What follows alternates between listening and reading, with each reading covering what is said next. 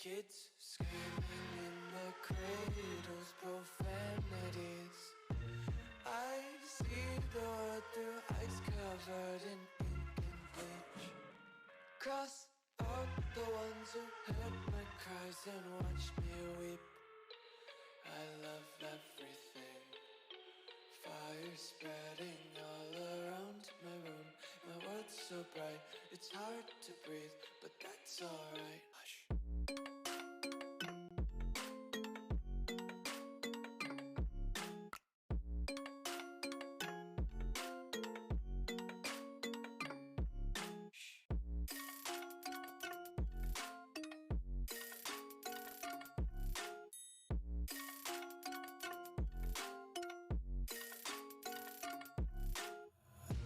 Take my eyes open to force reality.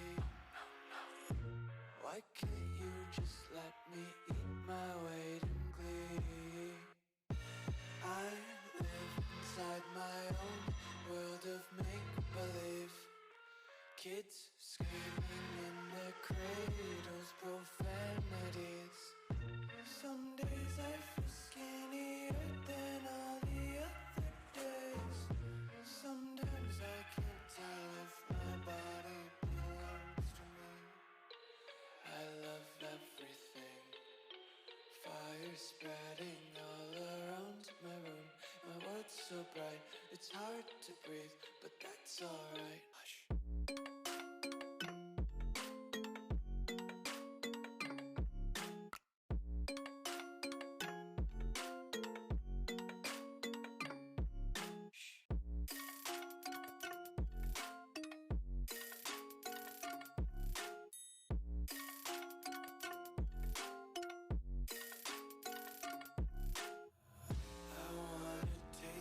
Content, hold your breath and feel the tension. Devils hide behind redemption. Honesty is a one-way gate to hell.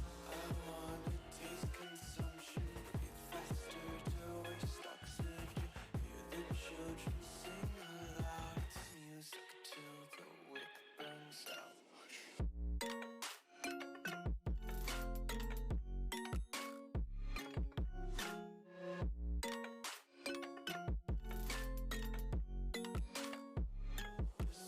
Be carefree lately, yeah. Just kicking up daisies. Got one too many quarters in my pockets. Count 'em like the four-leaf clovers in my locket. Untied laces, yeah. Just tripping on daydreams. Got dirty little lullabies playing on repeat. Might as well just ride around the nursery and count sheep.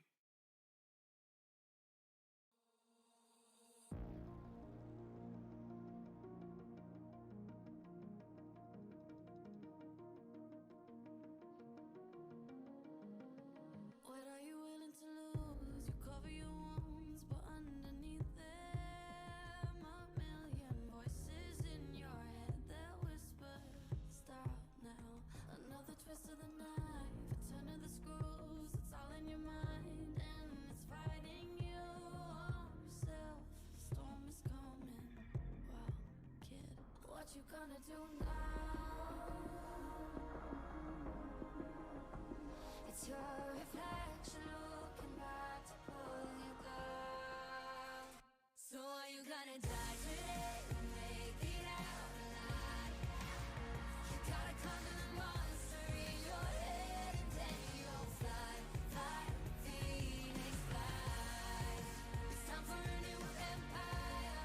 Go bury your demons, then tear down the ceiling, Phoenix fly. And now you're playing with matches, come out of the ashes underneath you. A million voices in the crowd, they're screaming, stop now. Well, let them swallow the pride, you're turning the tides, true believers. Got them in the palm of your hand, you're playing God now. What you gonna do now? It's your reflection looking back to pull you down.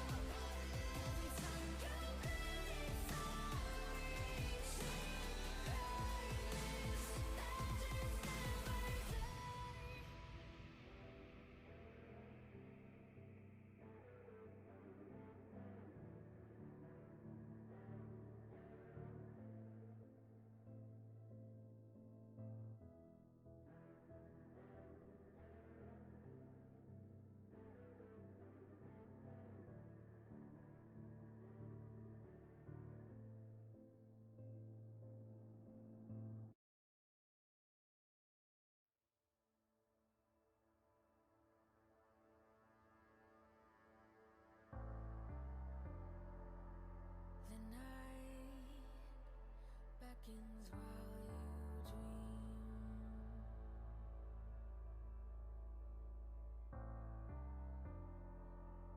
A life never lives in peace.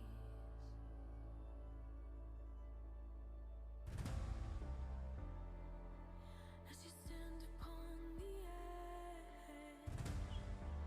woven by a single thread,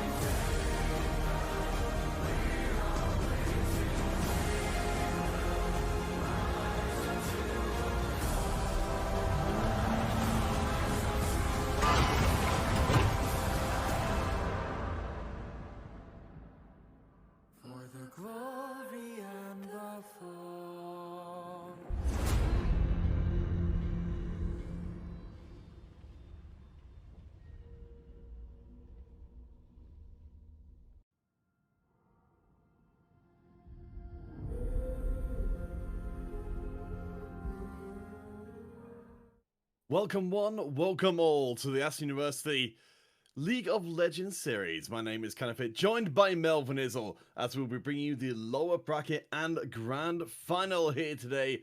Melvin Izzle, I hope you're ready for some top class university action. On the scale of things, Counterfeit, A, I'm glad to be casting, it's been a little while, and B, I do love me some University League of Legends. So all of our players today coming from the Aston University scene, so they're going to be able to show off not just to the world at large, but hopefully our winning team will get recognized around campus, maybe even, showered with flowers, praise, applause, and the like when we're done with all our games tonight.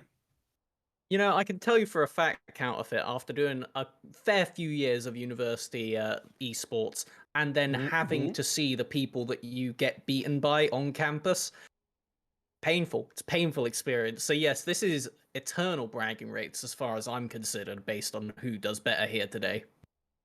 Oh, thank you. We've even got a volunteer to buy those flowers to throw at the winners in the chat already, so that's fantastic news. Of course, most of the time, you're playing against other universities, so you don't kind of have to go face-to-face and say, geez, you sure did cheese the level 1 and ruin our chances of making it to the finals, but we forgive you. You can normally just, live with that shame, quietly seething for the rest of time. Yeah, it feels different when you're doing your homework for, getting ready for some coursework kind of stuff, and then the person you're asking for help is the one that tower dived you bot lane level 3. That's a really different feeling. It hits different. It really does last for a while. And I think that despite having fun in a lot of these games, it always kind of just chucks people back to the, hold on a minute, probably be trying a little bit. Got to make sure that we don't look bad, because I need them to know that this isn't my skill level. I'm better than that. I deserve to be gold. I'm better than this. It was an off day. It was an off season. It was honestly an off lifetime. But let's focus up here, Melvin Izzle. We need to get down to business because we've got a bracket to get through. As you said, we have got the lower bracket finals to start things off. Then we'll be going on to our grand finals. So first of all, who is up to bat? Our first two teams on stream. Well, we have got for ourselves right here, taking a look at the blue side, the Copium crew, and on the red team, the Monkey Men. And the first thing I noticed when I looked at these two teams was, firstly, I love alliteration. That was the most important part to me. Who cares about the pick and ban, but alliteration is where it's at. These two teams deserve to be here by that merit alone. And as we get into pick and ban, at the kind of university level, a lot of times a big concern is hitting up the one tricks of the players. We've already seen that happening as Jordan over on the Coping crew on the left, a big Zeri player, and on the right-hand side, or I guess the ban's on the left, but directed towards Penguin Angry on the right-hand side from the Monkey Men, is almost a Teemo one trick, and devastatingly enough, we're not going to get to see it for ourselves. Kind of to keep going with the narrative snowball we got going of when you know the people. You probably have played normals or ranked even with some of the people in this game on the opposing team. So odds are they know who your favorite picks are, even more so than looking at OPGG. You could have those hidden smurfs that you only talk about with the, your teammates, but maybe there's ex-teammates. We've got so many different levels here that you can't hide champions realistically, and especially now in a best of 3, whatever we see in this first game will leave a mark on both of these teams for the rest of the series. Alright, so let's see what our first picks are gonna be. And notable as well, we've had Penguin Angry's Nard, their other top playing pick, also being banned out, as well as Sejuani, Diana, and Cassian hitting the bench from the other side. So Mumu coming in as the #1 priority pick. Melvin Izzle, what do you make of that?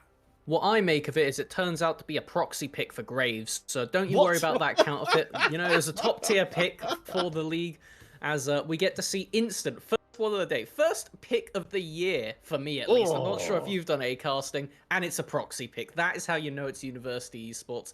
As we do get an Ornn on the other side, champion going along with our cinematic. I really do like that from Penguin Angry, keeping up the spirit of the tournament. Yeah, you're going to make sure that you're getting yourself all nice and set up, as we will have Lissandra coming in. I do believe that's going to be one of the hotter picks from the other side. I think it's a route through. It's Nami. Oh So my it's a proxy gosh! pick for Nami. We're two. Do these people not know how proxy picks are supposed to work? You choose champions you couldn't realistically take. Ah! We're So starting well. We're starting well. Is that a Gwen? Or I'm waiting. I'm waiting to see if it's a proxy pick. Gwen is one of those champions that's obscure enough that I feel like you wouldn't pick it if you weren't ready to take it. And we know that in that case, since we haven't been told it's a proxy pick, that's likely to be Gwen into Ornn. Gwen is going to have a pretty good time if they can get off to a good start. The thing is, Ornn's base stats are really good, and his early laning is not to be scoffed at, so there is the potential for Penguin Angry to take this lane by storm if given the chance. all right, Yone coming in as well, probably. So I mean, we don't know a huge amount about the lone off Yumi mid lane player, but they've got a little bit of Yone on track. Their most recent game, they went 0-8 with the pick, but they have played a fair amount of it in the past, so fully expect to see this be a fairly swingy mid lane, as Lux will be our first pick of the first half. The last pick of the first half. This Lux, I've been told in the chat, is Lux. So I'm glad that the team decided to confirm that for us right there. That's much appreciated. Confirmation that we aren't being deceived. Now the bans, you don't need to proxy pick bans, so we can talk about this in a pretty standard way. Looking through, we've currently got the ADC focus being taken away right now. Zeri previously the only one. Neither teams having picked up an AD carry yet. A lot of the main meta stays right now, this Jinx, this Caitlyn, are really good hyper carries in the late game. And that is something that is a reasonable place to get to for a lot of these champions right now. Yeah, I mean, I think one of the reasons as well we're seeing so much focus down there, particularly, is Jordan. We saw them, the Zeri being banned out in the first wave of bans. One thing I'm quite surprised we haven't seen is that Vayne taken away from them. If we're talking about, get people's one tricks out of the way. For Jordan, that's their second pick. Aha! It was all the part of the plan, Melville, the whole time. You know, I was looking at that like, damn, Vayne would actually be pretty good into their team. I certainly hope they go ahead and pick it away right now to steal it. Thing is, Vayne Lux isn't... Sorry, just got to double check that. It's not Vayne Lux, it's Vayne Nami, right? Yeah, Lux is mid, Nami is Lissandra. It's not confusing, Abite, it's not confusing. So, Vayne Nami makes a little bit more sense, but it will be a bit diametrically opposed of their laning strengths, where Vayne is not the strongest, but Nami will just seek to try and drag them up. As we do get a Senna pick, I'm very curious to see if that will be in the ADC or the support role, whether we get them on the more fasting style or what I'm seeing more recently as this full-on crit carry. All right, game's over. Game is over. Yes! If we're going to be with a university level game, we can't do it without a Tam Kench being here, of course. Honestly, to me, certainly in my time working in the dual space, one of the most beloved picks, of course, Watley. We know you're out there somewhere, maybe even watching today. I hope you're proud. My former top laner right there, and unfortunately for him, Tam Kench no longer ruling the top lane. They're still okay, it's playable from what I've seen, but they are now a support primarily. We're currently on patch 11, season, 12.2. Every time, I have this with the new year, I keep thinking it's 2020, but I think that's most people's case in fairness. So 12.2 is the current patch. Chemtech Dragon, dead, gone. We don't need to ever speak of it again. It is to the loss of time until they bring it back more horrifying than it ever was before. So we're looking at this, and on this patch, there's been a lot of changes, and a lot that are relevant for this pick ban, actually. Just going through, trying to rattle off some of the most important ones, it's that Senna and the Tam Kench getting changes on the same one. Tam, now they're more of a support. They have a heavier slow on the tongue lash. They get shielding increased now with a lot of AP ratios across the board. It went up net on the ultimate when he eats an ally. And along with all of that, they basically shifted his grey health to only work when there's multiple people around him. So in that bottom lane, combined with Senna, who now slows on the Q by default, it's as irritating as it ever has been. Hooray! That's all we're here for. But yeah, I mean, that's a pretty brute force approach to champion design. But hey, it gets the job done, as we will be seeing several humorous bans. Ha ha ha ha! As we go back through our pick and ban once again. So once we've got these in, we'll start to analyze the team comps in depth. Because of course, we've been just as confused as all you fine folks have been as to what's been going on, as we've had so many proxy picks, but we'll have a clear and full picture in just a few moments' time. Yeah, I was a little bit curious actually taking a look to see where that Graves and Gwen would be going, because as we've seen throughout the end of last season, Graves found their way up to the top lane and they were immovable. They've been shifted a bit now and is not necessarily better off as a jungler, but at least is more common to say the least. And Gwen recently actually has been finding herself back into the jungle. So while we have got these two players in those roles right now, there is always the potential for shenanigans as the series goes on. So, Counterfeit, where do you want to start off? Oh my gosh. Well, I think we would, we can't really go too much further without addressing the elephant in the room, or rather the penguin in the room. Penguin Angry, one of the highest ranked players in the game. We go up against Gwen in the top lane, Foe Addict. We know that certainly, at least on paper, it's Penguin Angry being favoured in terms of raw rank, but I'd love to hear your thoughts more about the Ornn-Gwen matchup. So as the game goes on, Gwen gets ridiculous as a champion. As soon as she's got that Riftmaker Nash's Tooth window, the amount of max HP damage they are dealing to the enemy, the amount of sustain that they actually get to keep going with the Omnivamp and the natural healing she gets from that Q and the ultimate, means that Ornn really doesn't stand much of a chance unless they're super ahead. However, Ornn definitely gets the early lead if they're able to just poke out Gwen and take those quick trades, get advantage of the brittle, and kind of play the lane better, which is what we would expect from the higher ranked player here.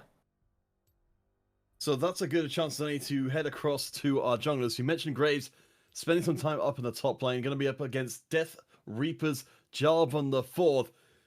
I presume this is going to be a little bit of a mismatch of approaches between these two junglers to the first game. The thing is, Jarvan is naturally countered by Graves, so this should be a cut and dry case. But jungle is a role that you have to think about the people around it. And when I look at the people around it, Jarvan actually has some really sick gank assist when he gets to these lanes. Bot lane, getting the slow from the Nami, getting anything down will chain together. You'll see Condemn, Knock Up, Bubble, all these kind of things could layer together nicely. Mid lane, if Lux ever hits a binding, that can go off on one, bursting the Yone before they get to retreat back. Top lane, enough said. So I think that Death Reaper has a really good potential to snowball this game, and they most definitely need to, because I would say, looking across the board, they're actually the champion that scales worst out of every single one in this game, which is insane to think about given how ridiculous the jungle has been for the past few seasons. Yeah, I'll be really interested to see what Death Reaper's got for us if they can make that impact early on. So across now to mid lane, Lone off Yuumi against Fundamentals. The melee Yone against... whenever I see a champion pick, I'm now starting to doubt myself, but it will be Yone versus Lux. That is confirmed, that will be our final pick. Lux is kind of nuts. They've been nerfed ever so slightly recently, but it was not even close to enough to take her back down from the buff she got a while ago. The ultimate is insane. Once she starts getting into the late game, she could basically ult every minion wave, so it becomes almost impossible to siege against her. Her real weakness is the early few levels, when she doesn't have the DPS to contest, when her abilities are on too long of a cooldown, her E can't wave clear yet. So the place we need to be looking for is to see if Helper can go with their namesake and get stuff done in this mid lane to take Fundamentals out of the factor before this game gets going. Alright, so down the bottom lane, of course, we knew we got several bans heading down there. So Jordan, and with Get You Boss, the Tam Kench coming in as a support pick against the Vayne and Nami. So you already mentioned that Vayne going to be a little bit weak early, Nami going to be a little bit strong. Just let this kind of even out as being okay. What's the idea here, and how do these lanes play into each other? I'm going to put money that the idea was, hey, we've got to the last ban and we didn't get rid of Vayne. We're going to have to take it away from them. We've accepted that we're getting rid of champions that aren't this Vayne specifically to steal this. Now, were they expecting to get the Snap Senna Tahm Kench bot lane? I don't know that for a fact, but I will say that the Senna Tahm Kench bot lane should stomp this lane. In all theory, they should be stomping this lane. If this Vayne Nami does not get to lane level 1 and get a push advantage, get control over the lane, it can go for them so quick. The kill potential from these two is massive. The Tahm Kench knock-up chains beautifully with Senna. The slows are so oppressive. And the thing is, as we are loading into game, they've actually took double combat summoners versus the Ghost and Exhaust of the Vayne Nami. So I think that this is recognition saying, hey, we really do not beat them in an early fight, so we actually just need to run away and avoid the Vayne getting picked off. All right, so we've gone through the individual lane matchups. Now let's talk the bigger picture. So what are these teams doing? So early, mid, late. What's the overall game plan? So the overall game plan, I would say, taking a look at pick a side. You all go blue or red first, actually. Let's go Copium Crew on the blue. Okay, so we'll go for blue side. We're kind of just giving the overall picture. You really do need to be playing through this bottom lane because your top side isn't exactly the strongest. Your setup isn't the best until after level 3 for the Yone and level 6 for the Gwen.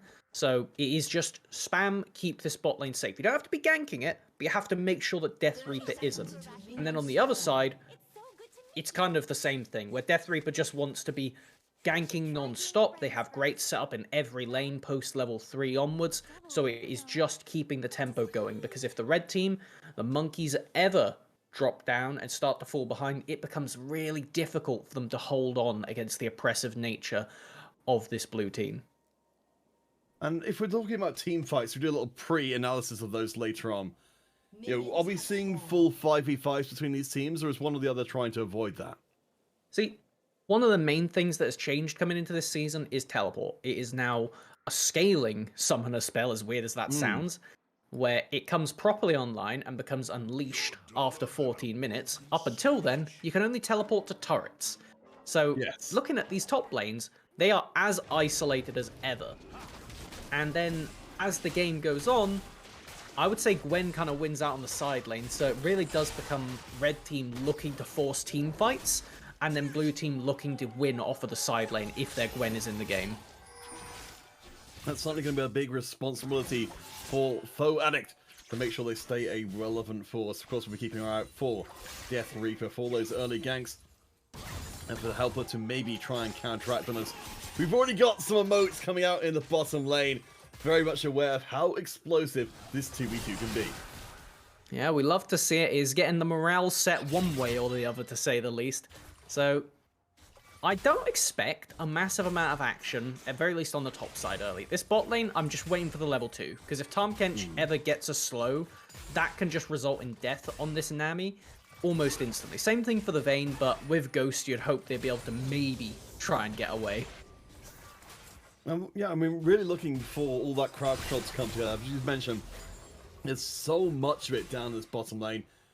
Of course, as a Nami main for myself, I'm fully aware of how powerful that bubble can be as a counteracting mechanism. And we've also got to condemn as well if someone gets bubbled near a wall. And I'm glad you say it like that, because the thing is about this matchup, while the Senna Tahm Kench do very well in the front-loaded burst, even having Senna with that first strike rune that we can talk about later, but just front-loads your damage, it gives you a bit of gold for it. Looking down, in a sustained fight, Nami will be able to heal up more than the Senna can. The Vayne can pump out a good amount of damage once those Silver Bolts start to get some levels in, start to get some base AD along the side of it, some attack speed. And at that point, if Tahm Kench jumps in, double into Condemn, there's not really much way to get him out of there. They have to go in and commit, or they're going to die. Yeah, it'll be very interesting to see if Death Reaper does decide to come down here and kind of try and force the issue, as across the board, things are looking pretty even so far. There's a double bubble. That's what we'd like to see. The crowd control going to miss, as Get You Boss will do a nice bit of dancing. Chaos actually taking a ton off of Jordan, and unlike with an army, there's no sustain for the Copium Crew bottom lane.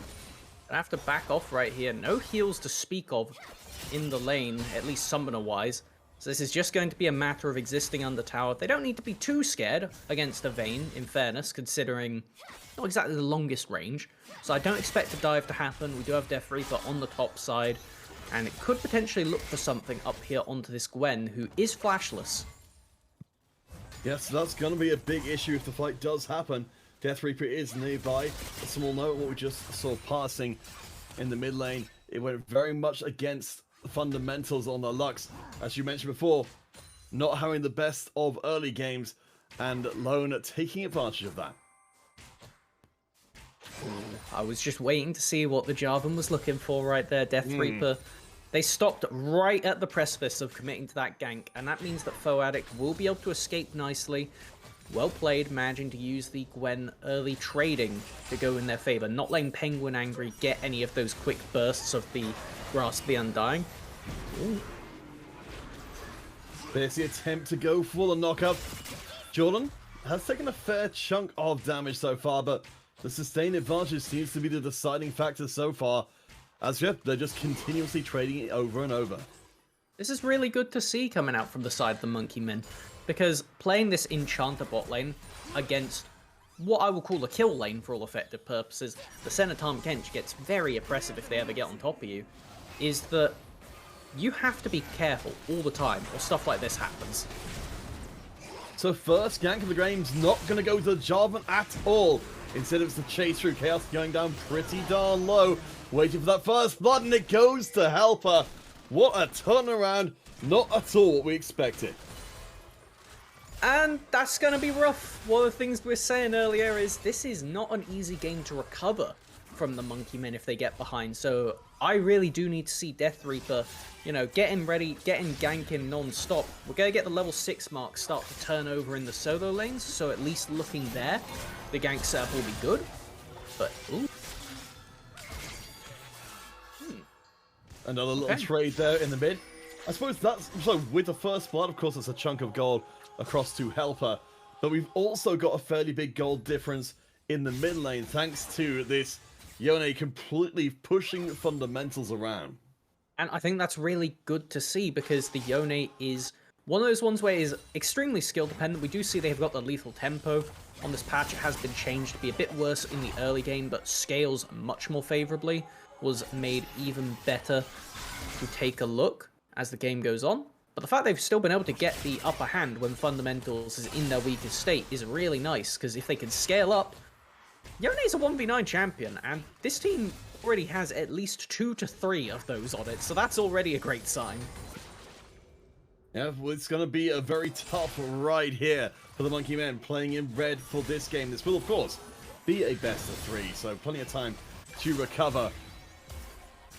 Still brawling down the bottom side as fundamentals is kept in the mid lane very, very low. The flash forward, the attempt at murder, chasing them under the tower, will snap back, I think, just short of time, but it will at least mean that fundamentals is kept out of play for a while longer. Completely out of man on that Lux. Could have potentially looked for the ultimate after the fact, but bot lane or action non-stop. Helper returning it for gank number 2. This time, at least the Monkey Men bottom lane are quick enough to get away. You certainly expect with the bubble that they should be pretty hard to gank, especially once level 6 comes in. As soon as you have that ability to tidal wave, then you can chain CC pretty reliably. You can reactively throw that down on the Tahm Kench, and you should be alright. The only thing is, if you've ever gone for an aggressive trade, the ability for Tahm to chase you down after is notable. We did actually see, up on the top lane there, Foe Addict actually burning the Gwen ultimate, shoving in the wave and getting to base.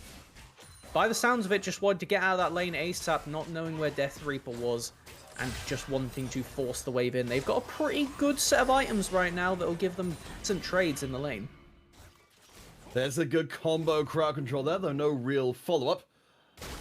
As we'll, of course, be keeping our eyes out very closely on Death Reaper. Just double tap that D, and we'll get us back on the director camera, back down to the bottom lane, because I believe we have got ourselves a move onto this first Drake. As you said before, it's not going to be a Chemtech Drake. It's going to be Hextech instead. We do have, out of the list of available souls still on the table, this is the Mountain, the Infernal, and the Cloud all floating around. As far as it goes, I don't think there's any massive preference for these teams. Obviously, Mountain is still one of the best souls for just being able to avoid burst. I'm just trying to see if there's anybody that notably wins out based on how the Rift changes, because for me, that's far more interesting than the soul itself. I would say Infernal does quite well for a lot of the champions here, but also struggles with others. The Jarvan being able to run more directly at the opposition is nice, but the fact that Ornn loses out choke points, stuff we can talk about later on where it's more relevant. For sure, and of course, that's always the tricky bit when you don't have a reliable information about coming into the game, what kind of rift you'll be playing on. It's trying to choose champions to take best advantage of that. I remember when they first unveiled that feature, I wondered if they were going to have, say, the ability for teams to actually draft what kind of drakes they wanted for a game, but it certainly hasn't happened as of yet. Oh, Counterfeit, I'm still praying for that change. There's a couple things that Riot have done that have made me sad, and not knowing which drakes are coming up is one of them. It adds a lot of variance to the game, which is nice for replayability, but damn, the drafting would be so intense if you could open up the game and see, alright, it's Ocean Soul? How tanky can we get? How greedy can we be to scale into the end? Like, you know, these kind of things add so much more of a dynamic nature to the game, but anyway, the what-ifs, unfortunately, will not be here for now. What I do see, though, is a Rift Herald started. Yeah, Helper could be coming in a second. Let off Uni getting the shield from very long range. That's what Senna will do for you. As Penguin drops as well. An early game advantage suddenly turning into an early game snowball. Oh, diggity from the Copium crew. That was really nice. Even having Jordan on this Senna follow up with the ultimate. And the thing is, Penguin Angry getting banned out on that Teemo, who, by the way, actually destroys Gwen. I got to cast that matchup one time, and I have never seen such a brutal lane matchup in my life. I joke not Counterfeit. The Gwen was getting zoned off of so much XP and gold, they basically weren't playing the same game. I can But absolutely believe it. I mean, it's a testament as well. You know, Penguin Angry is not doing well. Fundamentals isn't doing well as well. I think when the jungler comes and tries to solo gank you, that's showing that they don't respect your power, as Lone will get caught. 1 versus 3 will help her off to the side. Lone getting that shield. Boss comes in from the side. The shutdown is good. That's huge for the Monkey Man. I think that's going to be it for them. Maybe not. Ooh, nice cancel out on the voyage. Means there will be no return kill.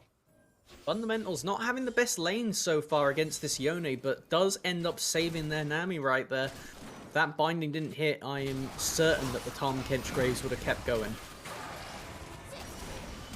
We're going to have another fight breaking out here. Good knock up. Death Reaper taking down pretty low already and gets eliminated. The combat summoners of the bottom lane of the Copian crew paying off big.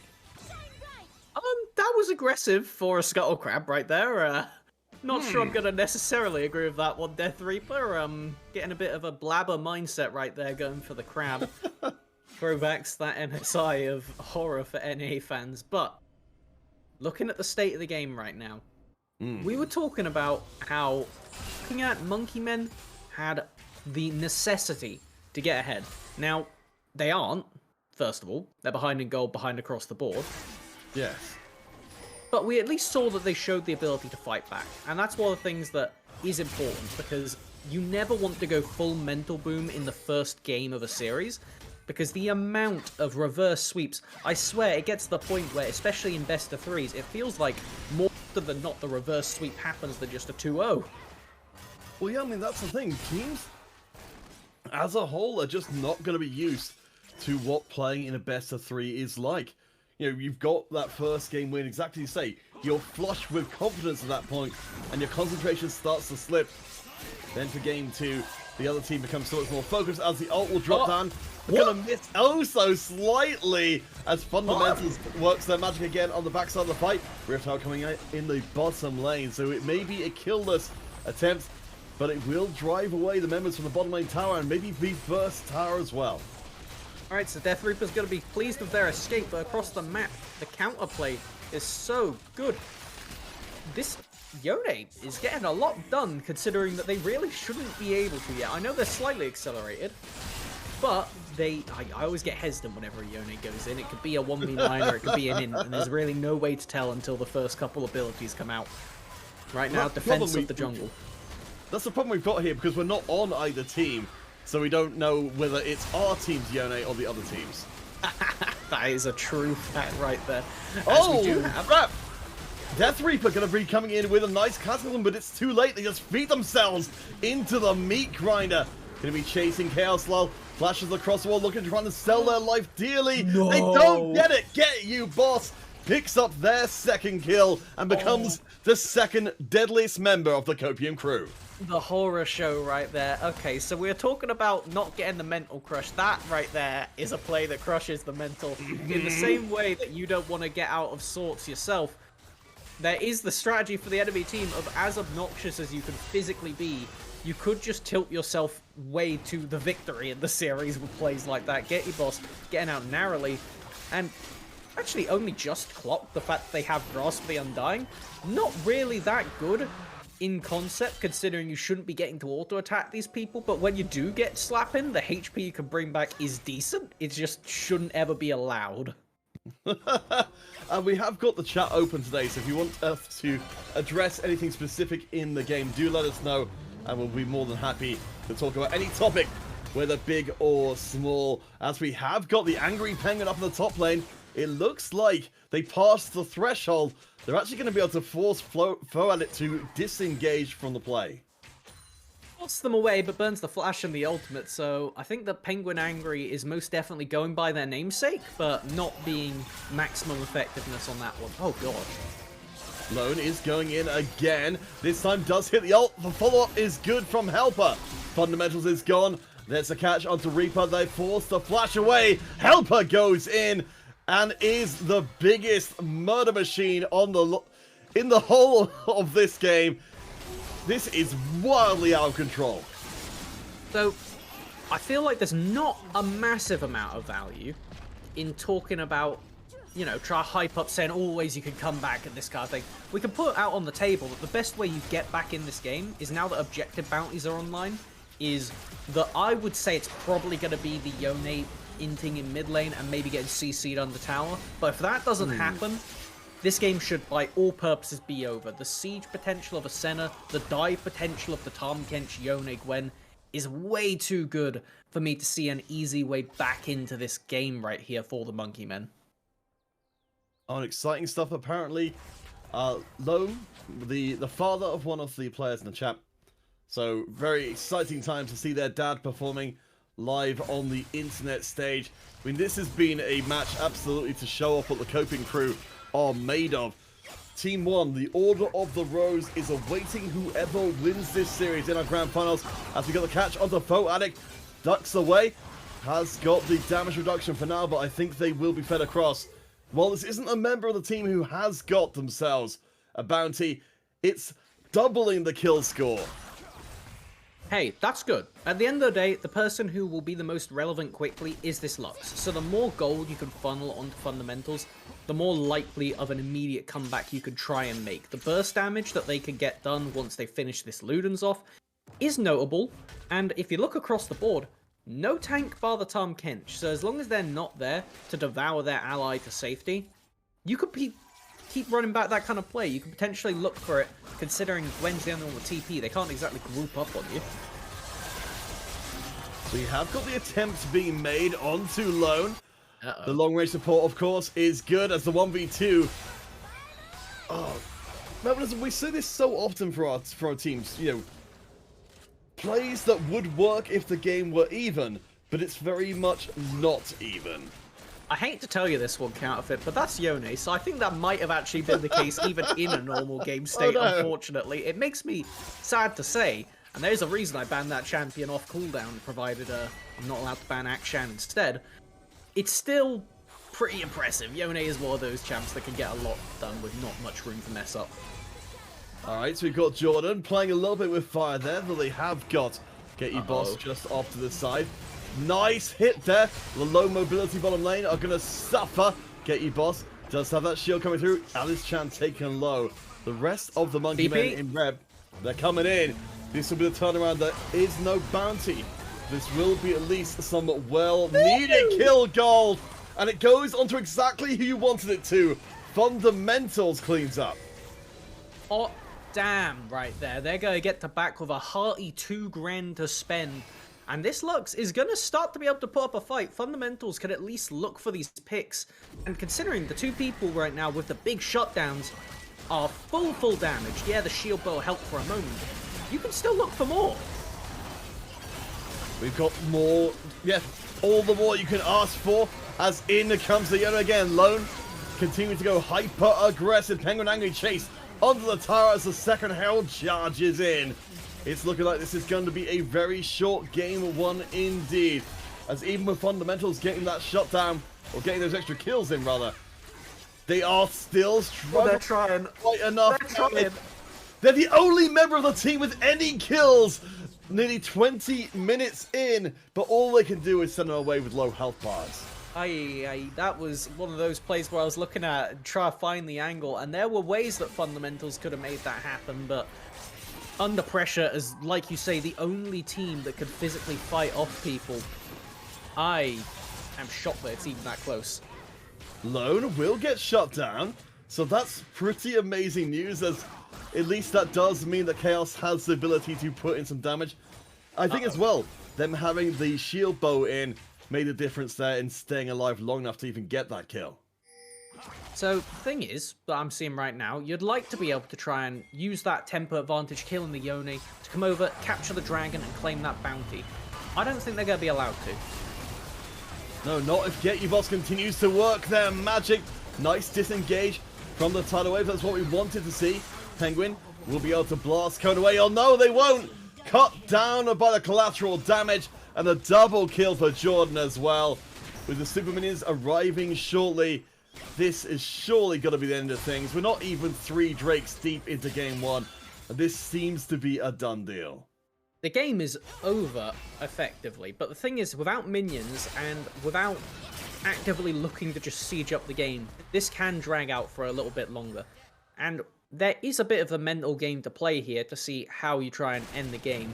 There is always the approach of, oh, get a Dancing Rift Herald, stomp that quickly, and then you could be out of the game, and that really hurts the mental. But the longer this goes, the more comeback plays you get to see from Chaos LoL and Fundamentals, the more that they at least get the hope that the next game is different. You know, look at it and say, okay, maybe it was just the early jungle parting, maybe it was how we played the initial lane, these kind of things. That as far as it goes in a series, especially in the uni scene, you can shake that off and just come back into the next game with a better perspective. I guess, yeah, maybe we can make use of the time to really talk about, you know, the concerns coming into game 2. As much as, you know, it feels a little mean to kind of point out when a player hasn't been having the best of games, it still is somewhat in our faces that Death Reaper unable to get those ganks off early on the Jarvan, and also taking a ton of deaths as well. 2 ingredients for a sadness sandwich. Damn. Well put. I think that we just get to add a little bit of salt to the end of that sadness sandwich on top. Let's see if it's gonna have salt in it as well, obviously. Death Reaper is thinking about going anyway. Is this going to be a hero play? No! They don't get the Baron, and also the rest of the team are getting ripped to pieces as well. The Monkey Men are almost in danger of going extinct. Penguin at least able to get away from the fight, as Chaos LoL, the only member apart from Fundamentals who's gotten a kill, is nowhere near this fight. Get your tiny violins out, chat, because we're going to need to play a sad song for the end of this game. It will likely go out as a whimper as opposed to with any kind of natural fight. Oh my gosh. We are seeing perhaps that cockiness we were talking about, that game 2 victory cockiness coming through a little bit towards the end here, but I don't think it's going to make enough difference. Fundamentals does continue to perform. It's impressive to go 5-3-2 and arguably very comparable performance to Lone, their opposite number. But to do that in this game, that speaks incredible stuff of Fundamentals Lux. I am astounded at the fact that they just didn't end the game here, and the fact that this is your Baron power play. It's rough, you've given over everything, but the thing is, there's no objectives to take. I guess Get You Boss will have to be the mini-boss there to complete the ace. There doesn't seem to be any business here in seeing a reverse ace at this point in the game. We've got 1 Nexus tower standing. The gold lead, even after the ace, is still ridiculous. Arthur, I've got some words of wisdom for you, and they come from the only sage that I've ever known, and that is Twitch chat right there. I'm seeing that Mud325 has given us the advice. Don't worry, they scale. It's true. Alright, tell me, How many minutes away are the Monkey Men from hitting their scaling power spikes? Okay, well, I'm going to put the asterisk of, provided they don't lose, I'm going to say 10 minutes. That's 10 minutes. Okay. And that doesn't mean they're favored, it just means that they can play. You see, they'd be much better at scaling if they had these dragons. We will see Lone giving themselves across to the feed, as Fundamentals is now the most dangerous player in the game. 8 kills, outstripping everybody on the Copium crew. And that's why I think it's only 10 minutes count of it. Normally that would have looked like it's pretty far off, but the only way this game keeps going is if we don't see the Copium crew huddle up, get that next Baron, and end with it in a nice standard manner. If they keep playing like this, and just, you know, going a bit freeform, having fun with it, there is the genuine potential for a significant comeback right here. They've got inhibs down. That means they're getting all of these minion waves, just walking into the base, feeding the gold into this vein, feeding this gold into the Lux. And once they start to hit 3, 4 kind of items, you really can't tell the difference between that and a full build, especially with the purpose of just raw DPS. So let's talk about, you know, if we're going to indulge ourselves in the idea that the Monkey Men could come back here. One thing I am noticing is we are seeing a lot of champions, in fact, I guess all the champions on their team have got crowd control. Is there a way they can bring these together to kind of, you know, just delete individual members and maybe not fight the Copium crew on remotely fair terms? I think the best pick tool you have is going to come down to that Lux queue, because if you take a look, quite a lot of mobility on the opposing team. The only people that don't have an immediate way to dash... Oh, hold on. Helper is going to be able to just about get away. The only coming in from the side. There's the crowd control chain as Chaos Wall locks down the kill. Gordon's alive! VOD is already taken down the half. Get Your Boss is barely alive on the outside. Helper still chunking through, but this is the time. Will we see the vein going off? Quadra kill in for Helper. All the hopes, all the dreams, all are nothing in the face of the pentakill. And taking the shotgun to that game, it will be Helper helping himself out to the Penta, and that will be it. What a way to end our first streamed game of the day. What a monstrous performance from this Graves. Starting off the game with a bang, getting those ganks done, and then proceeding to get this reward for it at the end. Clean performance, gotta say, from the Copium crew. It got sloppy, I would say, for a couple minutes in there, but overall, they got the job done. Oh my gosh, and you have to imagine, the Order of the Rose must be watching this game with great interest. Whoever wins this series will go on to face them in our grand finals coming up once this series is done. But just as Melvin said, this is only game number 1. We know there is stuff to like here from the Monkey Men. Fundamentals, Chaos Lol in that last fight in particular, showing that they can go.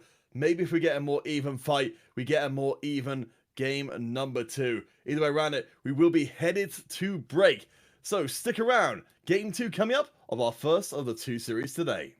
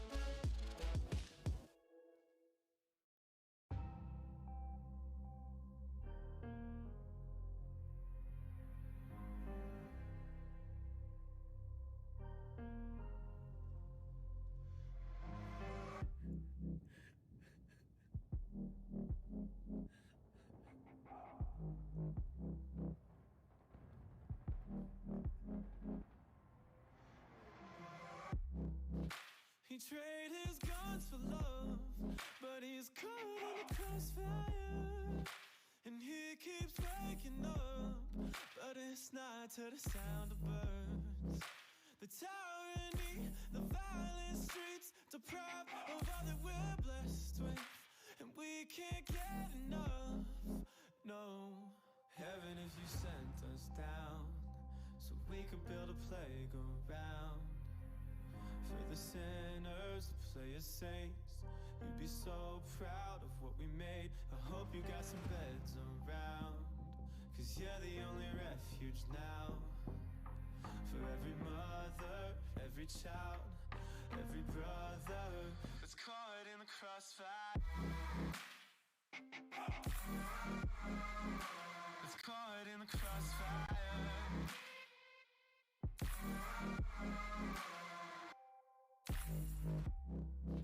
I trade my luck to know why he's caught in the crossfire.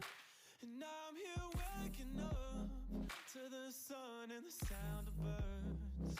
Society's anxiety deprives of all that we're blessed with. We just can't get enough, no. Heaven, if you sent us down, so we could build a playground for the sinners to play as saints. You'd be so proud of what we made. I hope you got some beds around, 'cause you're the only refuge now. For every mother, every child, every brother that's caught in the crossfire, that's caught in the crossfire.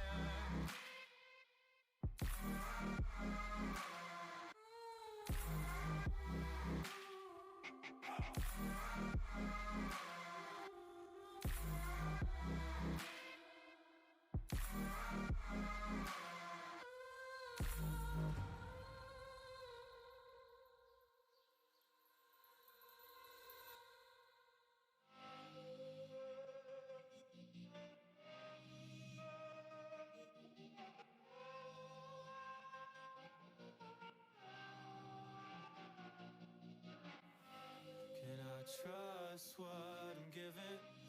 And faith still needs a gun.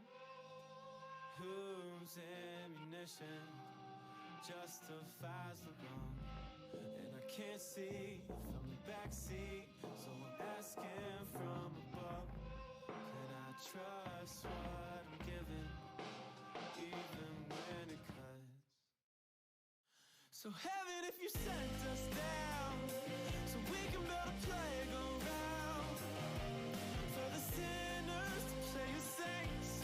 You'd be so proud of what we made. I hope you got some beds around, 'cause you're the only refuge now.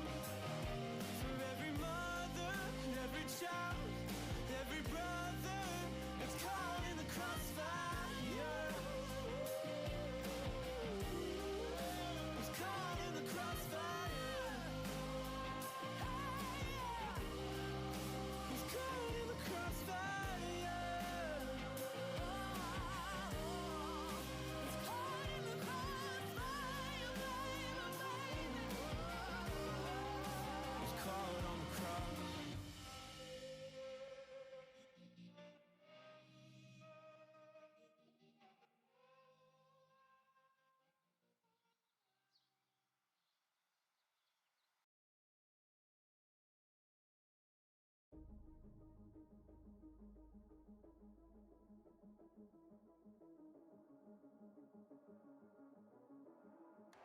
Welcome to the world, no heroes and villains. Welcome to the war, we've only begun. So pick up your weapon and face it. There's blood on the ground, go and take it. You get one shot to make it out alive. So higher and higher you chase it. It's deep in your bones, go and take it. This is your moment, now is your time.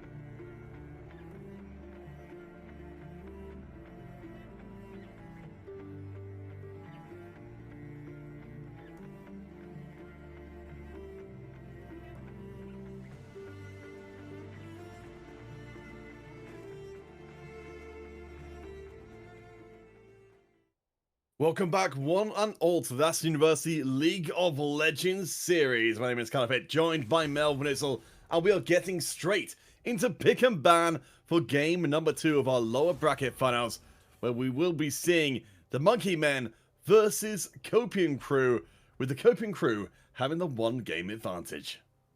Advantage is putting it lightly, Counterfeit. Last game was a bit rude, to say the least. So we'll need to find out if we could get the Monkeys to try and have some kind of comeback. Thing is, last game, compositionally, it wasn't a massive gap. I wouldn't say it was anything like, oh, this game is clearly over in draft. It was playable. But it was mainly due to Helper in the jungle on their Graves being extremely proactive, getting the bot lane snowballed, and then keeping attention to the top side so they could never let this Penguin Angry, the best player on the team rank-wise, get into the game against the Gwen. Now, we see their signature Teemo is taken away again. We'll have to find out what they opt to first pick as we get into this full pick and ban. Yeah, I mean, again, it's a double ban towards them. Maybe it's a Vladimir up there. Certainly, yeah, the Ornn had its moments, but as you said, you know, the Gwen able to get out and around the place just as well. These late game team fights maybe were the place we might have seen the Angry Penguin coming back, as I'm assuming that's another proxy pick. Counterfeit, I know you missed last champ select, but we got 2 proxy picks for you right now. That Vladimir, 2? He's taken the mask off, that's Vayne. We got the Vayne no! instant pickup from Chaos, no attempt to give it away, and that Amumu is actually Zeri. So we will get both of Jordan's primary champions in the bottom lane against each other. How exciting is that? I'm fascinated to see what they can do here. So it looks like our teams are maybe letting up a little bit on focusing down the one tricks, which could be a major mistake. We know how powerful Helper can be, and Jordan started to come online towards the end of the last game. Presumably on Zeri, they're going to be that much more comfortable and able to hit even harder. Okay, we've got this Udyr, which I haven't been told is a proxy, is still Udyr, and then the Akali picked up here. Now, that is really easy gank setup if you are against lanes that you can run up an auto attack. There was a reason that we saw no Udyr, and then as soon as Chem Tank was really good, only Udyr from that point onwards. The champion has been nerfed a lot since then, but it's the same standard principle. They like to fast clear their jungle, run to a lane, get the bear slap, and then run back in the jungle. Taking a look against the Nidalee, similar principle. She enjoys to go for the prowl into the enemy jungle and look for those kind of kills in the first few minutes of the game as it starts to develop and build up a lead that way. Alright, so we'll have to see how this develops further. So it's worth noting for Death Reaper, they are one of the lowest ranked players on the team, so it's very important that they actually got a champion they feel comfortable with. It didn't seem like they had the full grasp of how to work Jarvan early on, but Udyr is one of their picks, one of their most picked picks. So if they're ever going to be seeing a good game out of Death Reaper, it should be here in game 2. I'll tell you what, as somebody who was on the best team I was ever on, the lowest ranked player, and also the jungler coincidentally, Jarvan is a difficult champion. In comp, it makes sense why it should work, but you have all the responsibility of going in for those engages, and if it ever doesn't work, your champion becomes next to worthless beyond just pressing R from pretty much 10 minutes onwards. So I like this Udyr, like you say, they're much more comfortable on it. It has a bit better scaling, and now, in isolation in that jungle, if Helper ever falls behind on the Nidalee, yes, she could jump over walls, but in a team fight, they really can't do much to Death Reaper if they're not way ahead of the curve. This Udyr, 2 items will be able to just sprint you down and slap you to death.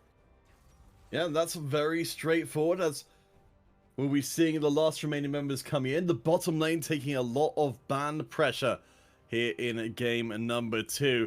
So, of course, anyone who's just tuning in, Monkey Men will be playing over in the blue for this one. Copium Crew in the red, switching sides after a pretty devastating game 1 as Ornn will be coming out again.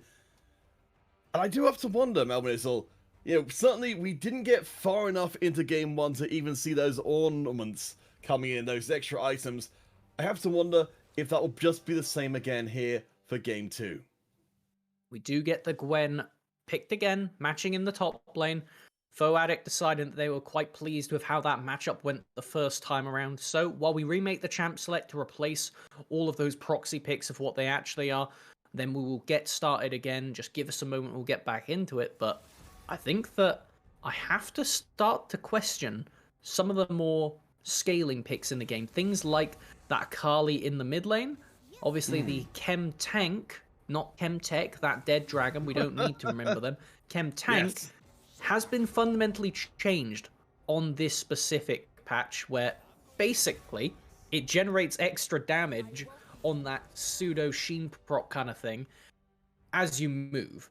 Now, Akali, as a dash-based champion, was abusing this because it was giving her tons and tons of stacks just by dashing around the map. They've cut that down now, so while it is still playable, it is not remotely as oppressive as it was on the previous patch. Yes, I'm having a quick look through like the fundamental changes there. So rather than it being based on units travel, which I guess, as you said, would be the dash, it's now movement commands. So high APM players, as many times as you can click, you can get stacks. I think this is a good opening for our retired StarCraft players. That is most definitely true, and we've got a lot of champions that are very mechanically based here, so you do need to be executing near perfectly. As we take a look, just from what we've got right now, Nidalee, hyper mechanically dependent. If Helper has a bad game, we could be going to a third one this series. If Foadic gets beaten up in lane, this Gwen will scale into the side lane, but they can be just put on the back foot throughout the entire thing. And then Jace, mid lane, which is something we weren't exactly sure about until all the proxy picks had been confirmed, should be able to abuse Akali in the early game, but later on, once it gets past level 6, this is just a kill matchup both ways. It's going to be solely down to execution. Yeah, and that's certainly what Fundamentals was able to do well in the later game. You know, really the standout player when everything was going to hell. But even more importantly, our bottom lanes, as you said, getting opened up here. Vayne and Zeri against each other, both of these AD carries getting every opportunity to go ham, but very different supports paired with each of them. And while the sides are swapped, we get a similar principle both ways. It will be Get You Boss sticking with those kind of bruiser. They had the Tahm Kench last game going for the Leona engage, whereas we have Ellis Chan, they will be on the Soraka. They were the Nami in the previous one. And the thing is, I wouldn't say that they played the lane poorly on either side. It was Helper on the Graves that really swung that matchup out of play. So if Chaos Lull and Ellis can play with a bit better vision, with a bit more support from Death Reaper to make sure that there's no exterior influence, I do have confidence that they will be able to abuse this lane. Soraka, really, really good at countering engagers if they aren't getting jumped on. She puts the silence underneath her, she puts the Q down and gets to run away, can heal up the Vayne over and over, and it gets really rough for this Zeri who, let's be honest, does no damage in the early game. Yeah, so I guess we are kind of seeing a sort of fundamentally similar approach there. You know, in the Nami being swapped out for a pick that's going to broadly do the same thing. I suppose this time as well, you know, we've got the sustain being there to keep the Vayne up and fighting if Chaos Lull gets more aggro. Certainly the bottom lane was the place where we saw the most of, you know, the most individual brawls breaking out over the long term in game 1. And that kind of takes me across to talk about the overall plan from both of these teams. I think I will do it in reverse order this time, where we talk about how both teams want to play, and then we can touch on how they're going to execute on that. Looking at the scaling across the board, that is kind of a term that's been up in the air recently. And for me, so you as our dear audience members understand what I'm talking about, I see scaling as partly how well your champions actually mechanically scale, how much DPS they can do, but also how well your comp can actually execute reliably. For example, Jason Nidalee, they poke super, super well late in the game. That is really good because you can swing a fight just off of that alone. However, you're against a Soraka, so that becomes nigh irrelevant if they are on top of their game and Ellis isn't getting engaged on. So for some of those purposes put together, I'm saying that this time around, we've actually got the blue team right here. The Monkey Men should be able to perform better. Sorry, the Copium crew on the blue side right there should be able to perform better. Oh, Let me just check. Should it not be, yeah, coping No, crew? no, I have was got- right the first time. I freaked myself out because I checked our own Started to doubt internal yourself. doc, and we had the names in the wrong spots for one of them, so I got scared. But no, I was correct the first time. Monkey Men have scaling advantage. IMO. That's it. TLDR. So I like what we were saying before, though. You know, if we take the big picture, if we go all the way out to league fundamentals. So for coping crew, we've got sort of identified here. They've got primarily, you know, a kind of a poke-centric composition, at least from Nidley and Jace's side of things. So for the Monkey Men, you know, what is their team trying to do, and how well does that play into poke with the Soraka side? You answered your own question. It's all about the fundamentals. This Akali can go off on one this game, backed up by a Soraka, and given the setup of an Udyr Ornn, you want to be playing this kind of front-to-back team fight style, because in a team fight, I think provided Ellis is safe on the Soraka, which they should be because you don't have great flanking champions on the opposing team, then this is a great nigh unstoppable force. You get to 2 items on your main carries, you walk into a dragon pit, you say, come at us, your poke doesn't do anything, Soraka mitigates it. If your Zeri ever gets too far up, they get flash bear slapped by the Udyr.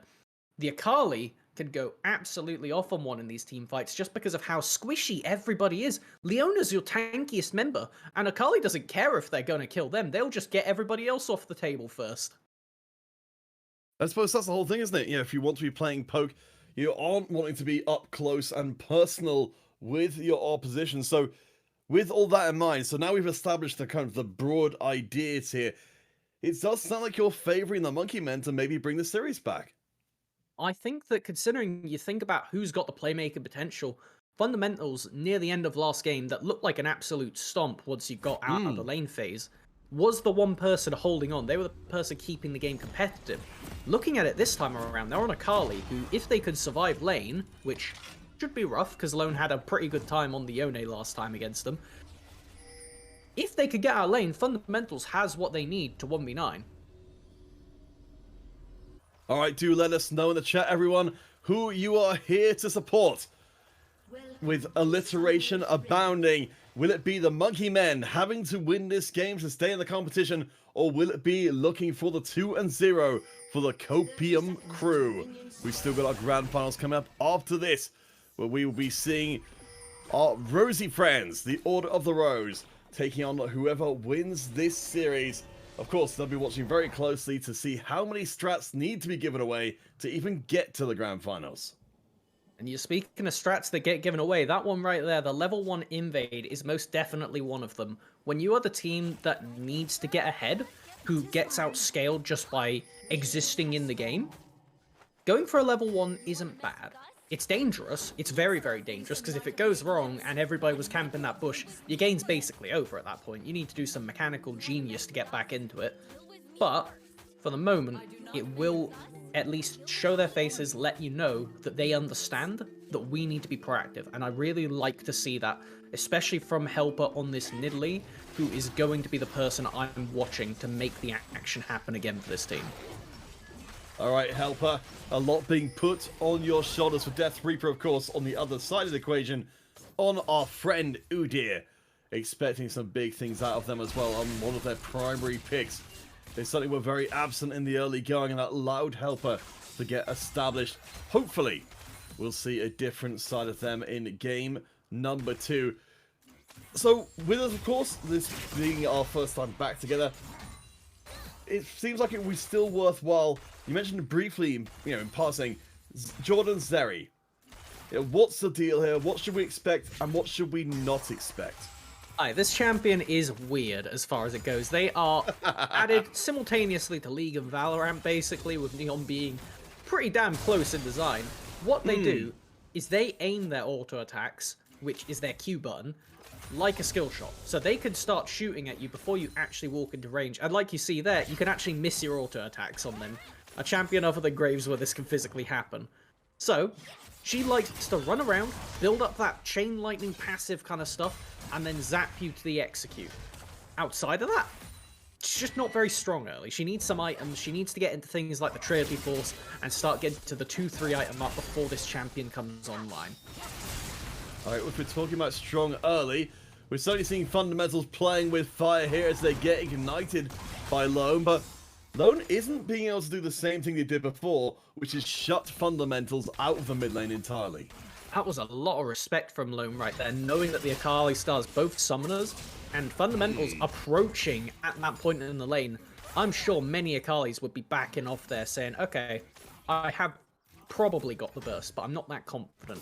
I really like to see this kind of shift in mentality from the previous game, where fundamentals basically just gave away the lane because they were luck so they couldn't contest it, where now they're proactive, they're getting stuff done already.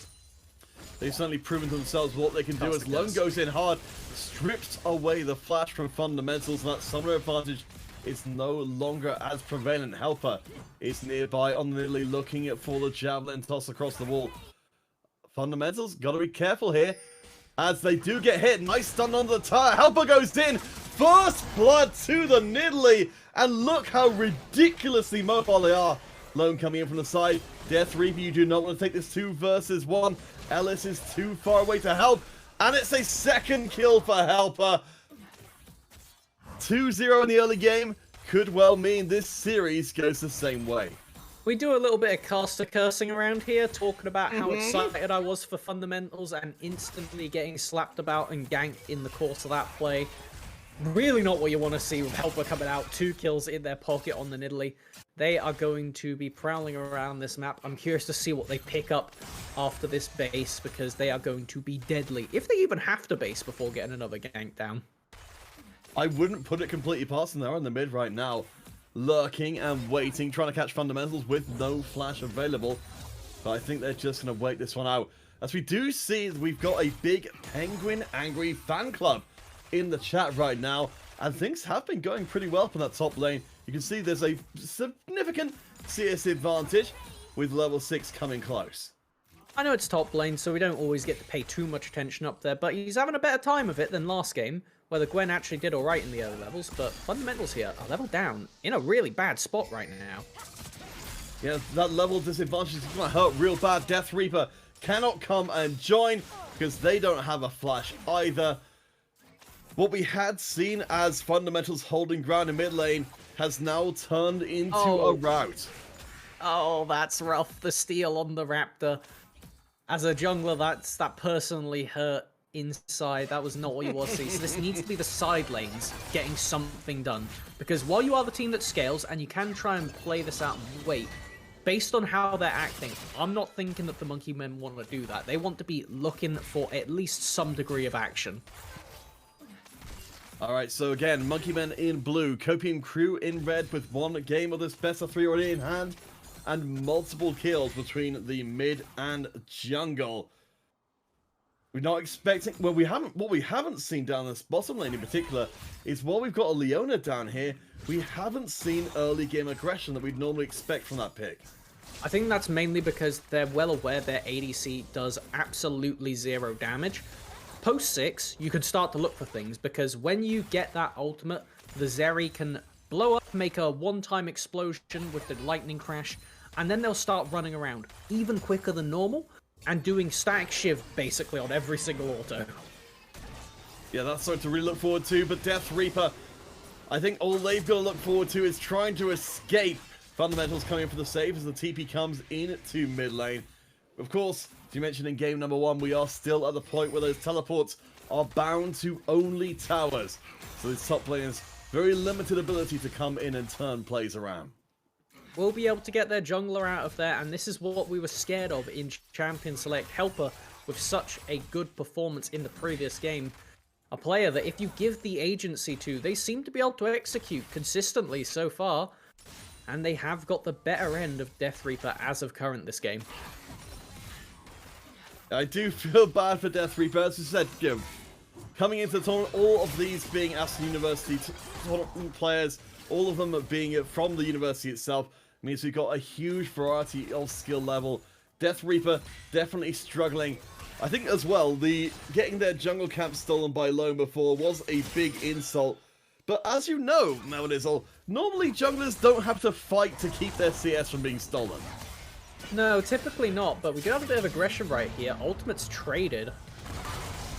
Yeah, Foe getting knocked up, but no real follow-up there from Penguin Angry, who is ahead, waiting out, I think, the last parts of the Gwen ult.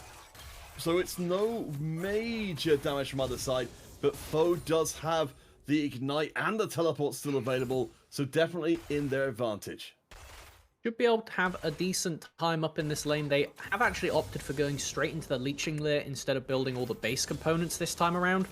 I imagine that's just because they want to sustain up and exist in this lane in complete isolation. The fact that they have the teleport advantage is even better for them now. They can choose when they want the base, and they can choose when they actually look to get a hard shove in.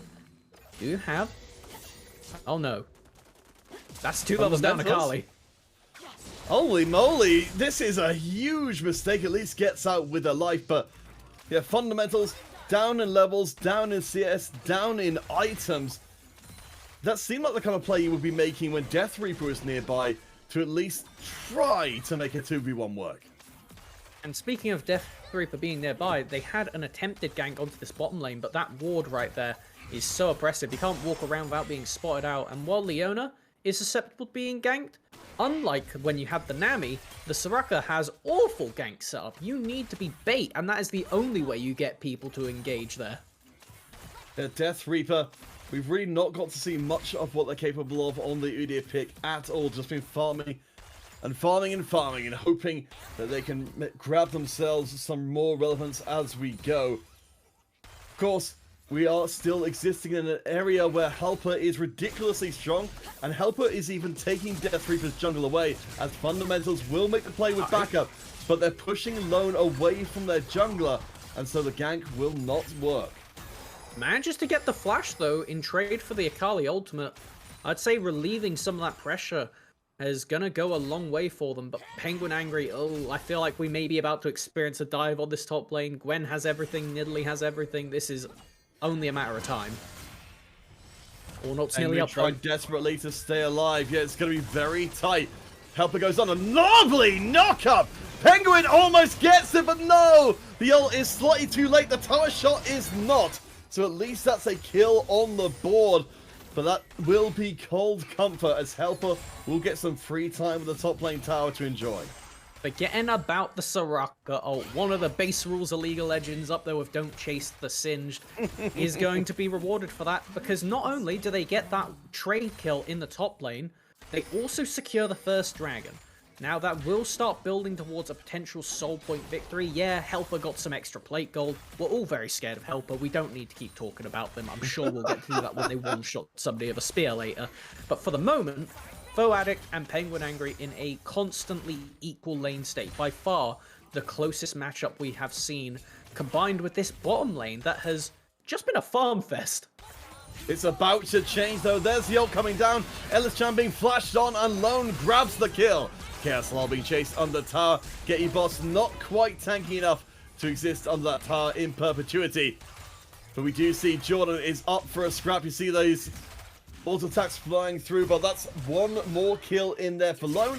2 kills for jungler, 2 kills on mid lane. Looking good for the Copium crew. I really like that play right there from Lone, taking their mid lane advantage and going to the side lane. Fundamentals is against the Nidalee, who's 2 levels up on them right now. I don't think you can win this. Maybe you can with a little help from your friends. Chaos Law coming in, Helper. It's going to be forced away as Fundamentals gets exhausted. Gonna have to wait that out, and they might be dead. They will be by the time it's all done. Chaos Law coming back in again, getting punished for their troubles. The snowball has arrived. We may not have a Nunu and Willump in this game, but the Copium crew know how to seize the advantage and make the most of it. I'd like to make a formal apology towards Fundamentals for my caster curse this game. Flash Bear Slap! That is what we need to see. Death Reaper, no! They still lose out anyway. Lone is too damn strong. Under the tower goes the Copium crew. And while there is a shutdown on Helper, it goes on to Ellis Chan. Not who would like it to be. Not exactly going to be the one that saves the game, but if they do end up overextending, like we saw last time, we had plenty of opportunities for the Copium crew to end out the previous game nice and safe, nice and easily, and they didn't. They kept fighting in scrappy manners, and the game didn't exactly swing out of their favor, but it at very least looked like for moments there was angles where the Monkey Men could play the game. This time, though, if they have a repeat performance, I'm a little bit worried for the Copium crew, because champions like Soraka even though it's not the one you want to be funneling gold into, can get a lot done with this Ornn and Udyr. As soon as they get to like 1-2 items on the tanks, this Soraka can make them nigh unkillable in an extended skirmish. Your best DPS is Zeri, and she doesn't get to DPS until realistically 3 items. Well, it's going to be a little harder to pull off if Ellis isn't on the board at all. The Javelin is absolutely on point from Helper, who of course has now got the Night Harvester and the Sheen as well. They are death-dealing machine as Chaos Lol almost gets taken out. Death Reaper coming in to provide a little bit of coverage for the teammates. The Fundamentals can't do anything either, and the tower plating with only 15 seconds left on the clock will be chased. Fundamentals is directly taking gold out of the Copium Crew's pocket if they can stay alive and keep that tower plating. Will end up going down. Won't look like they'll lose another, but the fight is going back in Fundamentals for the flash out right there. That could have gone even worse than it did, as now without plates, there's nothing stopping this tower just dying to this push here. That would be our first tower, I believe. Yes. So that extra chunk of gold coming in for the Copium Crew. We have got objective bounties in just a few short minutes away. No, in fact, they're up right now. So the comeback potential is still there for the Monkey Men, but they are so far behind. There's a lot of members converging on this bottom lane, though. This is the time for the play that gets you back in it. All right, Penguin Angry, the people have come to see what you're made of. There's a hit on to get you. Death Reaper getting the kill. Helper is so incredibly slippery. But the double knockup is good. Fundamentals chasing onto Helper. It's going to be a big ask. But Fundamentals down 2 levels is up to the task. Jordan has got all the movement speed they can ask for. Death Reaper is chasing, but Jordan's so slippery as well. Fundamentals up above your screen as Jordan with the follow-up damage gets the double. What a disappointing end to the fight for the Monkey Men.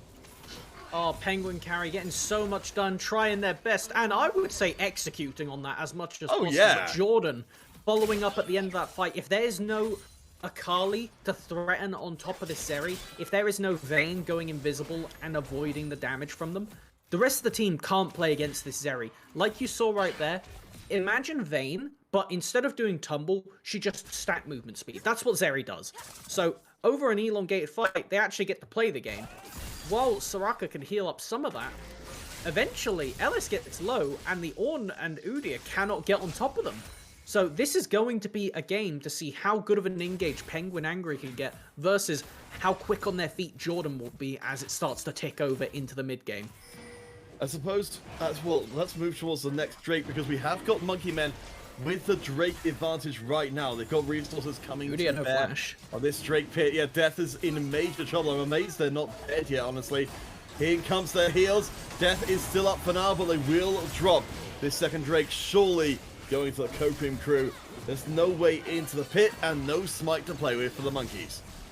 Will be just losing the objective. It's only the second Drake of the game. We don't even know what kind of soul it's going to be yet, as it will be a Cloud Soul. Okay, so some of the things to talk about here is that the Cloud Rift does a lot for rotating across the map. Now, as far as it goes for 1-3-1, given the state of mid lane, where it's a 2-level lead for Lone right now, I would say that's really good for the team that wants to run around and try and end the game fast.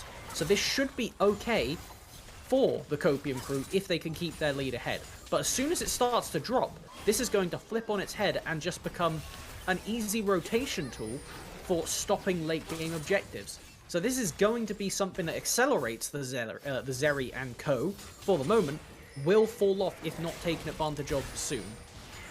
Well, I do wonder though if we're going to get to see that late game.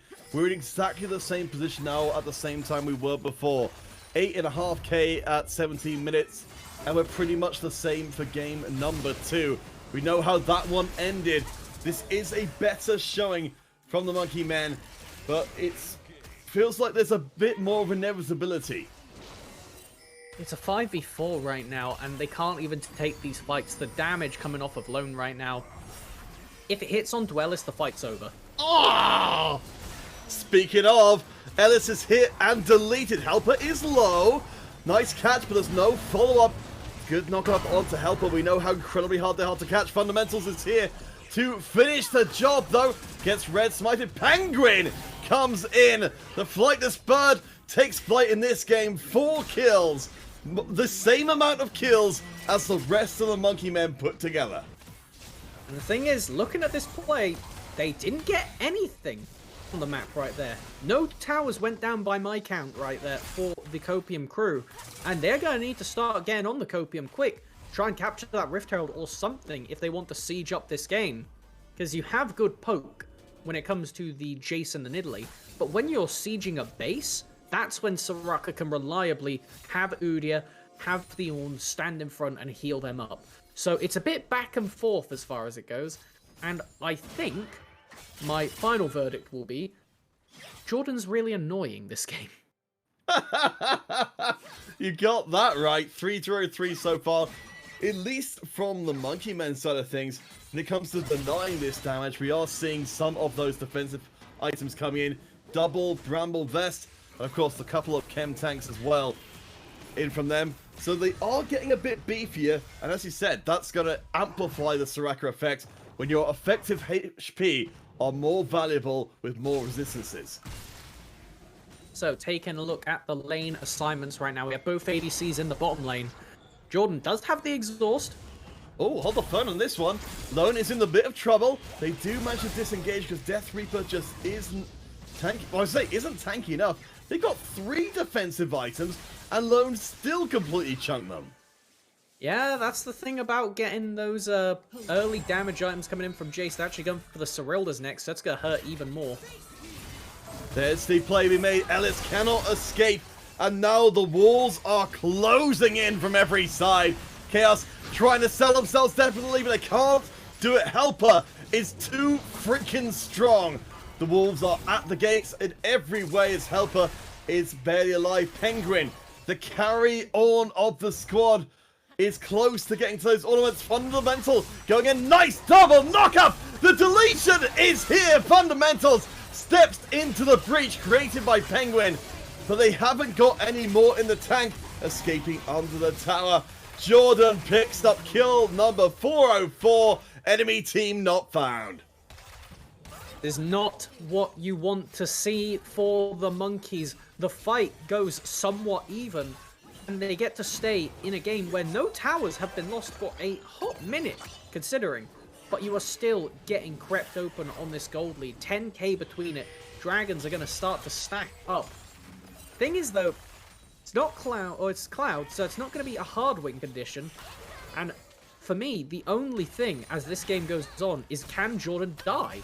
Because if this Zeri goes unkillable, they will have enough DPS to 1v9 the fights. But if they ever get caught out by Penguin, I feel like these are going to flip completely because the rest of the team cannot hold it right now against the Copium crew. Let's talk target priorities then for the Monkey Men. So I'm assuming that when we get to a team fight, Jordan is going to be top of the list. But how do you even access them? Yeah, I don't know, Counterfeit. That's the problem. You don't have a good way. We're saying in Champ Select it's a flash bear slap, but even then, Zeri is quite quick, and don't exactly have instant follow-up CC, because the issue is, normally, you CC somebody, Soraka then silences them, and that person dies. Zeri isn't dash reliant, she's speed reliant. So as soon as the stun ends, she can just run away. They're not actually going to get locked up by the Soraka like other champions are prone to. So the thing is, it needs to be Miracle Ornn ultimate. It needs to be Akali being a nuisance and zoning them out until the rest of the team has been fought off. Because otherwise, I got nothing. There's no good way to handle this champ later. It was certainly, while getting to what we might laughably call the late game here, with still a major advantage for the Copium crew. They've gone up from the 8k to now 10k. It's not a... Well, actually, let's come back to that thought in a second. Fundamentals getting caught out. There's the Witch coming in immediately. The full team-wide heal is now down. Penguin Angry needs to try and disengage if they can, because Chaos Lol is nowhere nearby.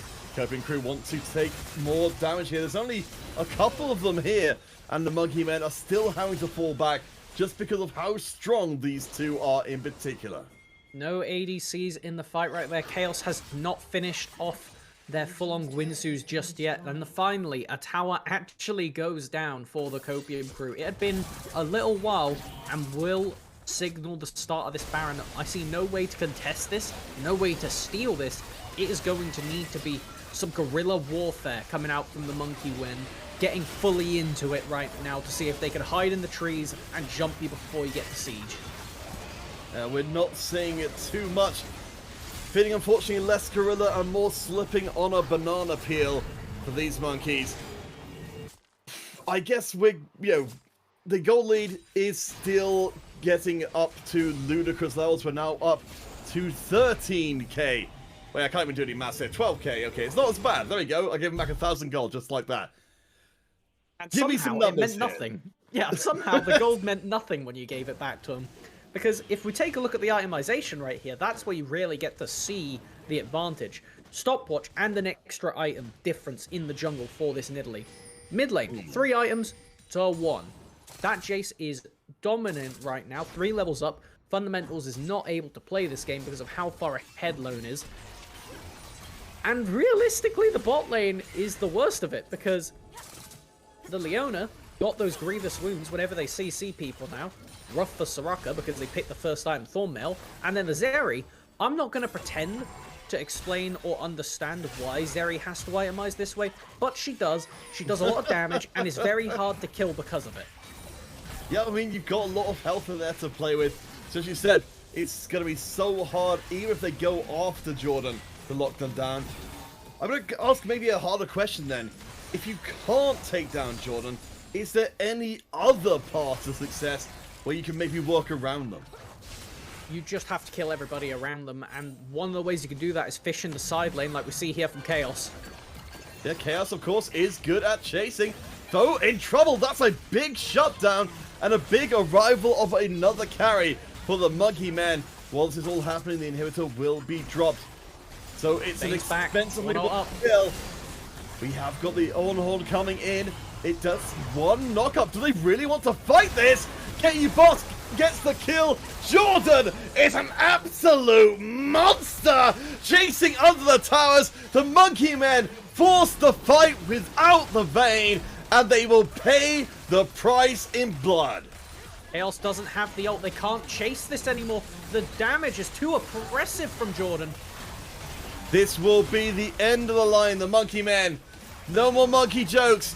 We only want Aston H here. Helper will crown themselves in front of the tower as Jordan looks to pad their stats just a little bit more. This has been a one-sided affair and hopefully, yes, finally, it's over. I know that this is a no-camera stream, but you could see my head in my hands just from that Zeri performance. Jordan, an absolute beast in the later portion of that game, having a pretty passive lane phase. And I like that respect from themselves and Get You Boss, knowing that Ellis and Chaos can play the lane phase well. So we're just going to happily take the scaling advantage because on the map, the Vayne and the Soraka do more. But as we saw right there, this Zeri was so difficult to play against. No reasonable way to access them. And it just meant that as the game went on, while the scaling advantage, I put over to the other side and said the monkeys had it. Well, doesn't matter if you can't catch them because Jordan, really good. The Copium was solid for them that game. Well, with that being the end of the line for our monkey friends of the Monkey Men, it means the Copium crew come into our grand finals with all the momentum they could ask for. Helper and Jordan definitely taking center stage, but the whole squad stepping up there in game number 2. 2 impressive victories, but it will be a whole different story in our grand finals. We will be taking a little bit of a longer break than we have been between the first 2 games to get our grand final set up with one new team joining the mix. But you do not want to miss it. We'll be back before you know it with the first game of our grand finals. Reaper calling my name. I can hear the Reaper calling my name. Bless my soul, my time is coming. Oh not gonna bury me alive. Cause everybody wants to go to heaven, but nobody ever wants to die.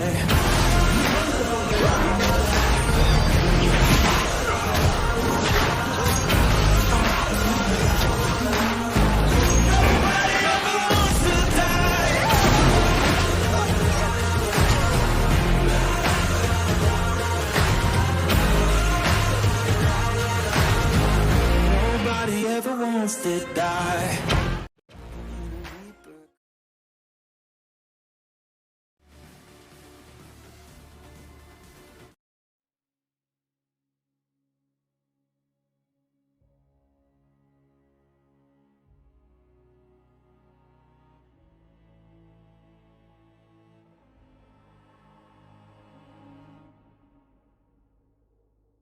As a child, you would wait and watch from far away. But you always knew that you'd be the one that would while they all play. And you'd lay awake at night and scheme of all the things that you would change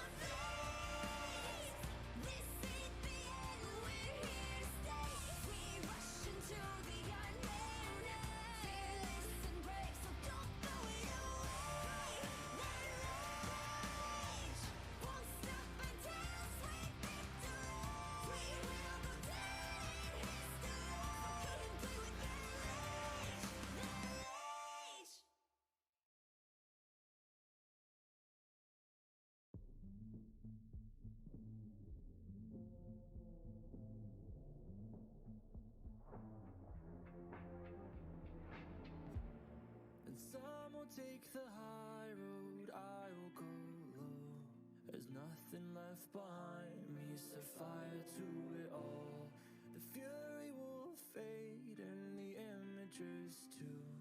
A world without you, that's what I need to do. So pardon me while you fade, whoever you used to be, and now I won't remember you.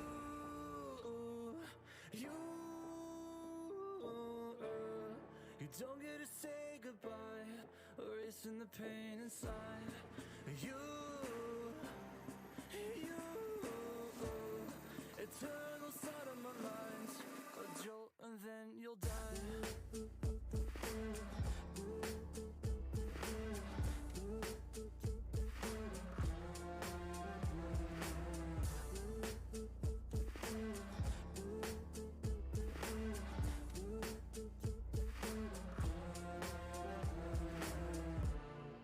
Will I wanna go back? Will I ever try?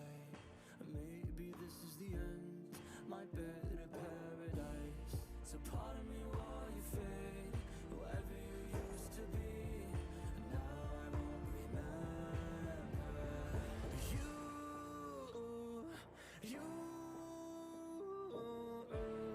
You don't get to say goodbye, erasing the pain inside. You, eternal side of my mind, a jolt and then you'll die.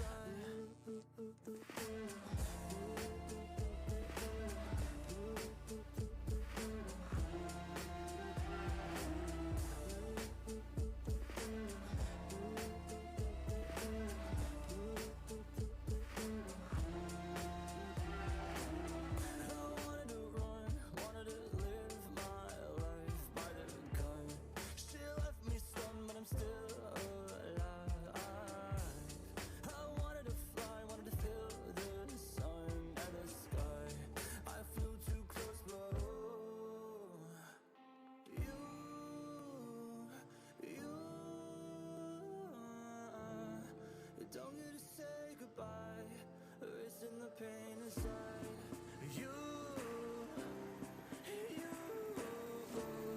eternal side of my mind, a jolt and then you'll die.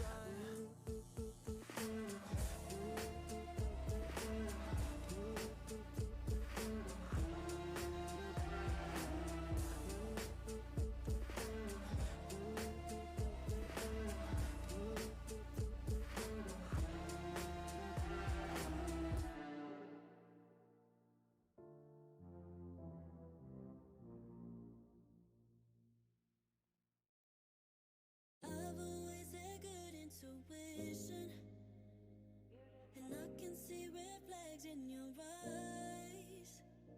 So you can keep on talking, baby, all that you want, 'cause you're my only entertainment tonight. Empty conversation, endless irritation. You must think that I'm off my head and that you've taken over my mind. I'm losing my patience, got me so frustrated. You must be so confident, thinking that I'm gonna give you my time and let you take all that you want from me. Try and leave me with nothing, that shit don't faze me. What kind of girl you take?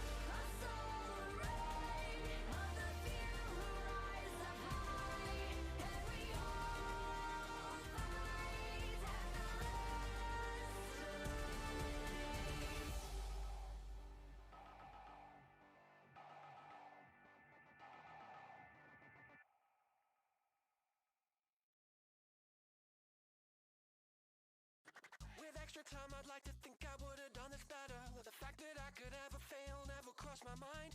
Somewhere out there, hear my demons screaming now or never. I think I just crossed that line. I'm kinda done with hanging out in bottle service. You confuse me, yeah, you use me, but that's just as well.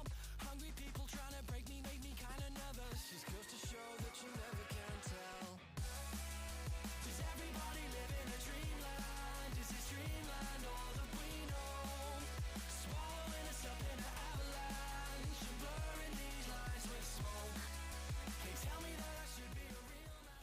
Welcome back, everyone, to the Aston University League of Legends series and to our grand final. My name is Counterfeit, alongside Melvin Izzle, bringing you all the action live from what should be a hugely explosive Game 1 of the best of 3 finals. Hooray! The hardest part about playing League of Legends is just getting in the climb. Once we got that done, now it's smooth sailing.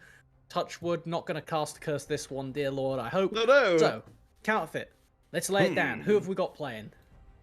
Alright, they've been waiting in the wings all this time, but finally, they reveal themselves on the grandest stage of them all, the Order of the Rose. They are a terrifying team from beyond imagination. They are going to be quite the task for the Copium crew playing on red. Who are also, just to make sure it's all fair, Aston University community members, you know, we've got to make sure that it's at least playable for the enemy team. So, we should start talking about some of the most important members to note here, and we would be remiss to not mention Roshan in the mid lane right there. They are a master tier player, the highest, I believe, in the tournament, as far as I'm aware, and at very least the highest in this game. So, mid lane matchup is somewhere we're going to need to keep our eyes peeled. Yes, they play a very similar setup to Lone, the opposing mid laner, so Yone getting banned out does make a lot of sense. If you know the other person is more accomplished and you've got the same kind of pool, you just don't want either of you playing that main pick. Safer than not to get rid of it. Remove that variance from the game, as we do get the Akali locked in right now. Ashe, the initial pickup as the blind ADC. You're telling me a minute ago, Counterfeit, that some of the players for Order of the Rose aren't necessarily primarily in their role. It is a bit more of a mid laners playing different places. Yeah, absolutely. I mean, that's what we said. You know, all of our players here today, Aston University students, and sometimes those teams are kind of a little bit put together from several people playing the same role. So, as I said, Roseanne playing in mid is obviously a mid laner, but so is a Perfection dude who's going to be the jungler, taking presumably Master Yi, which is a bold choice. And Echo's looting down that bottom lane as well, who presumably is getting that Ashe. Also a mid lane player. Counterfeit? Yes. It's not Ashe. It's a proxy pick. It's Senna. Back at it again with the proxies. We appear to have already thrown the draft for a loop. No hope. At least it's a similar role. It was a rookie mistake on my part. I'd locked away that trauma from game number 1, but now it has returned. Hopefully we'll get ourselves clear signals going forward, as Kassadin will hopefully be the real deal for this one. Lot of Uni, one more pick to come in for the Copium crew. Sorry, I'm just reading the chat to keep an eye in case there were any proxies, and I just see the question, Yi is not a proxy question mark, and then just respect.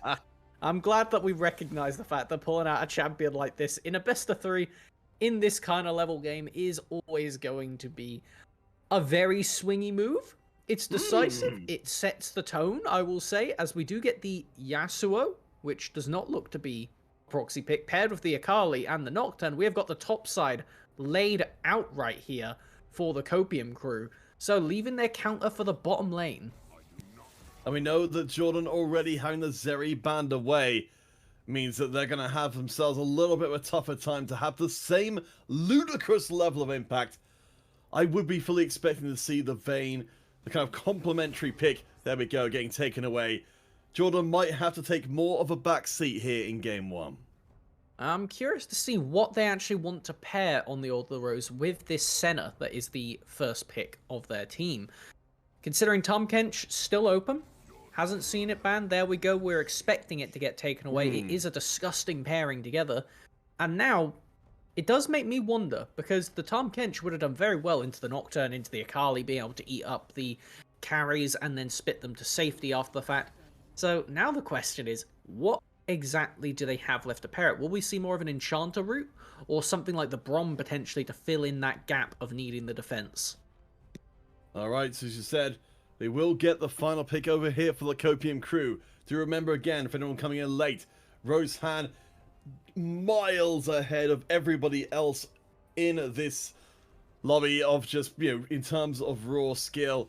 The Nautilus comes in, decent setup for our friend Yasuo, and a bit of beef to add to the lineup. Well said, Counterfeit, because I think that Yasuo could be in the bottom lane. It is not a proven fact right now, but it was something I was hesitantly looking at, saying maybe this isn't the full top side locked in, actually. And I don't know how exactly that'll do into Senate itself, but I like this Morgana pick particularly. To mitigate the Nautilus engage and stopping those knockups almost hurts it if you do put the Yasuo in the bot lane. Because one of the main reasons you could actually play that is because you get one guaranteed knockup from Nor ultimate or from a Q hitting, and that person will just die post 6. As soon as that is not a guaranteed factor, way too risky, off the table, and we do get a Jinx picked last right here for Jordan. Yeah, I mean, that's just the thing. Jordan's role has been, along with Helper, to be the ones kind of really going off in the game, and I think Jinx really slipping under both of our radars, and like maybe Order of the Roses as well. Because Jordan has got a chance again to take over the whole game, just as they did towards the end of our previous game too. And their Zeri performance was monstrous.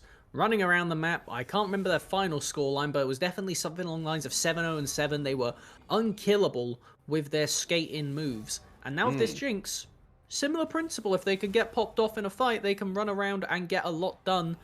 Thing is though, looking across the barrel of a Senna Morgana lane, they do need to be careful, because if locked up, this can get very poor quickly. Jinx needs those resets to play the game, as opposed to just wanting them. Yes, it is all or nothing there down in the bottom lane, as we would encourage you, gentle friends, to make your predictions before the series begins proper. Of course, you may have to justify your prediction to your fellow Aston University students next time you see them, when you predicted that they would go down 0-2 and they won the series 2-0. But hey, that's just part of the fun. Melvin Izzle, before we come to kind of your prediction here, I'd like to kind of go into a little bit more detail about what these teams are both trying to do. Go for it. So, let's take a look at what both the team comps are looking for right here. Funnily enough, this is not the most standard composition that you'd ever see in your life. Anytime Master Yi makes their way to the stage, things may go amiss. And something I do want us to keep in mind is there's the potential for this Kassadin Renekton to do some swapping shenanigans. I know Renekton is fine against the Akali or the Yasuo, but Kassadin, oddly enough, has a much bigger preference for the Akali, being magic damage primarily. So, overall goals for both of these teams. Scaling, it's up in the air at this point. There are so many individual carry champions, it's really only things like the Renekton that will get left behind in the dust regarding just raw damage scaling. Looking at how these comps want to play out the late game though, both of them have the potential to 1-1, with the Kassadin, Akali, Renekton, Yasuo all being amazing side laners, and then the Nocturne, Master Yi, most importantly, being very good junglers for collapsing and making plays onto those sides, and then the bot lanes, very stable mid lane presences. However, at the end of the day, you can talk about the theory as much as you want. You have a Jinx, you have a Kassadin, you have a Master Yi. I expect this to evolve into full 5v5 mishmash team fighting. Absolutely, it's what we're here for. Copium crew definitely left very little behind in our first series. She said, we've got 4 different potential carries coming in from the Copium crew. Melvin Izzle, let me ask you what might be an obvious question, but it's, I think, worth still asking. Why doesn't everybody just bung in as many carries to their comp as possible? There's only so much gold in the game. You don't have access to full farm for every single person, and that's why a lot of the time, because items are multiplicative instead of just additive, if you get one champion with 4 items versus 4 champions of 1 item, more often than not, the one with 4 can win fights against the rest, and that's just because things like crit modifiers go through the roof. Yasuo with 1 item, not that scary. 4 items, He's one-shotting teams, he's doing a ton of damage, he can't die, he's got sustain, blah, blah, blah, blah, blah. So, that's one of the reasons why having less carries can actually be more. And I think something like the Renekton, and even like the Senna, who can actually scale by just picking up souls instead of sucking up all the gold in the game, might actually pay dividends for the Order of the Rose. Whereas when you look at the other side, only Nautilus really functions without money. Helper, who I would say has been the star of the show for this team in their previous matchup, is going to need to be deciding whether they're donating money to their laners or is just going to eat it up themselves and then try and 1v9 the game. So if you're in the Copium Crew's shoes, gosh, that was tricky to say. If you're in their shoes, if you're staring down a team where you know that you've got a major disadvantage in the mid lane, you know, that's just facts coming in. Rosehan is ludicrously far ahead of the rest of the field here.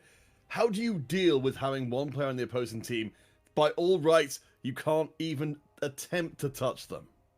So, unfortunately for Perfection Dude, that means you look to the other end of the spectrum and you see, okay, they have a master player in the mid lane. Scary. They have a bronze player in the jungle. Okay, let's go. Let's find this Master Yi, let's invade them. And they've got a good matchup here. The Nocturne into the Master Yi can prove wonders. Part of the reason for that is tethers, such as Morgana's ultimate and Nocturne's Fear, actually persist through the Master Yi going to the Netherrealm during their queue. So, Master Yi starts a fight, Nocturne can prep the Fear, as soon as they come out, they're going to get to beat you up with auto attacks. Now, again, they are just stat sticks hitting each other, so it will come down to the minute outplays of can they cancel the Master Yi, meditate, can things like this happen? But generally, if you get a lead on Helper, they can just continuously shut down Perfection Dude, and if they can get away with that, the rest of the map should collapse around them. I mean, we certainly saw in our previous games how Helper could take advantage of a weaker opposing jungler to really take over the game. I'm really looking forward to see what we get here in game number one. We've got teams going all guns blazing here in our grand final. Do remember, of course, that our teams are fighting for their part of the 8,000 Riot Point prize pool. They are all Aston University students. They are all here to provide us with a hell of a show. Melvinizzle, I now turn to you as we come to game number one, and I ask, your prediction, please. Who do you think is going to take it and why?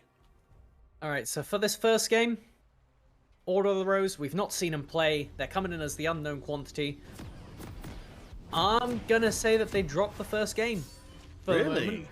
Considering I don't know what to expect fully, I think this is the safest time for me to make this bet.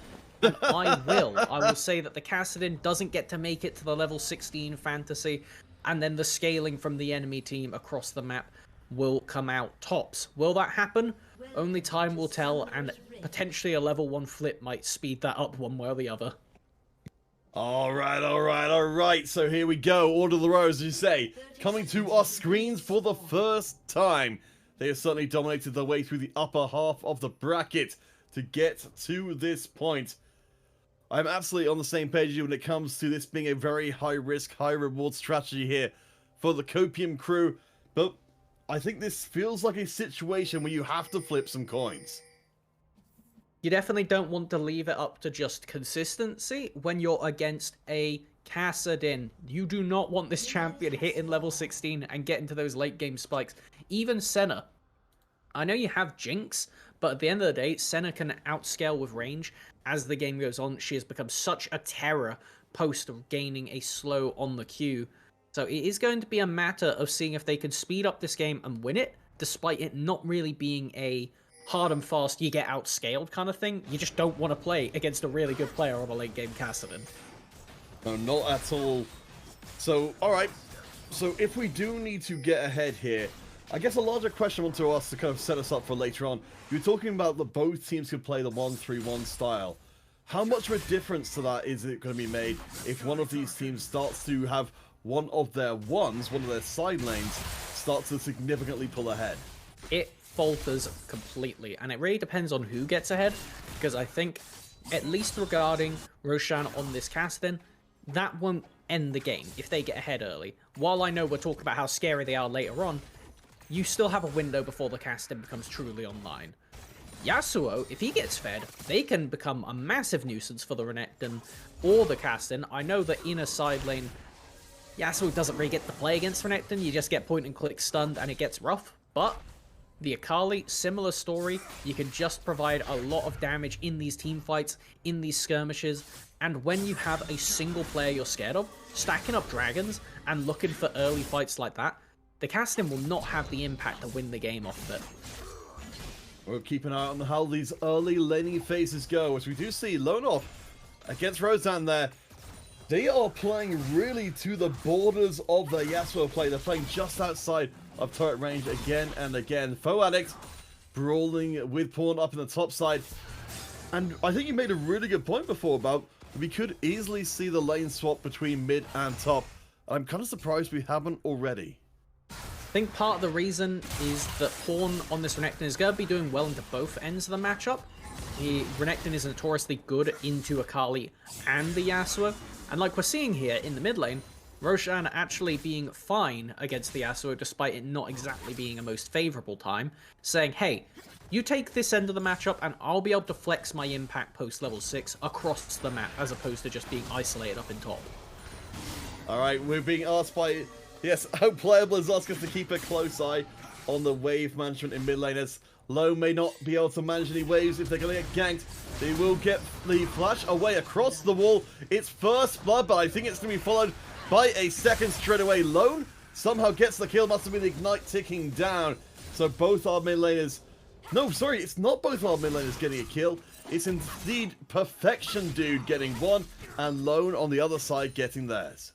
Master players, I can handle it. Bronze players, now that scares me right there. Perfection Dude starting off the game with a W for this Master Yi. I will say there was actually a moment where they pathed around to the mid lane to look for an early gank. Couldn't find it. Roshan had been doing a good job of keeping the mid lane frozen in front of tower, so it never crashed, those minions never got hit by the turret, so they could keep CSing safely, but it means that the Nocturne, the Yasuo, really don't get to constantly bully. Look at how annoying this is. As long as the Yasuo keeps walking up to the wave and hitting it, Roshan can just keep it slightly out of tower range, and they'll never really be risk of death unless they go for a long fight like we saw then. Of course, we're looking out for level 6s coming in here, particularly for Helper to help drive up that possibility of murder. Down the bottom lane, we certainly see that the Order of the Rose duo is doing pretty well, as Jordan has taken a kick in the early going. They need a little bit of assistance, but even with Helper this close nearby, I don't think we're getting a Nocturne gank pre-6. I think this is the first game where we can firmly say that the bot lane matchup is going as expected. The double ranged of this Senna plus Morgana is bullying the Nautilus Jinx, and I think that's because of how oppressive Morgana in particular is against this Naut. If you don't get the initial CC, Morgana hits you with the snare, she gets to slow you with that glacial augment you can see every time she hits a binding, and there's really not much you can do about it, so it is a rough time if you are in the Copium crew bot lane. You can see Getu Boss fishing for hooks, but yeah, we're being kept at the kind of range now for the Order of the Rose bottom lane where they can see those dredge lines coming and walk out of the way. We go back to mid and to our junglers again. Perfection Dude a little bit behind on the farming stakes. That might be some of the difference in terms of the experience as the bottom lane play threatens to break out again. Echoes going very aggressive on the Senna and leaving the Copium crew duo with very low health for future fights. What Senna lacks in ability to clear waves and quickly push, she makes up for in the training ability. Partly because whenever she does that Q, she is healing, as you can see right there. So it means that if you do not get a full commit, this champion is so oppressive to lane against. Level 6 is in top. You can see Foe is fishing for the play.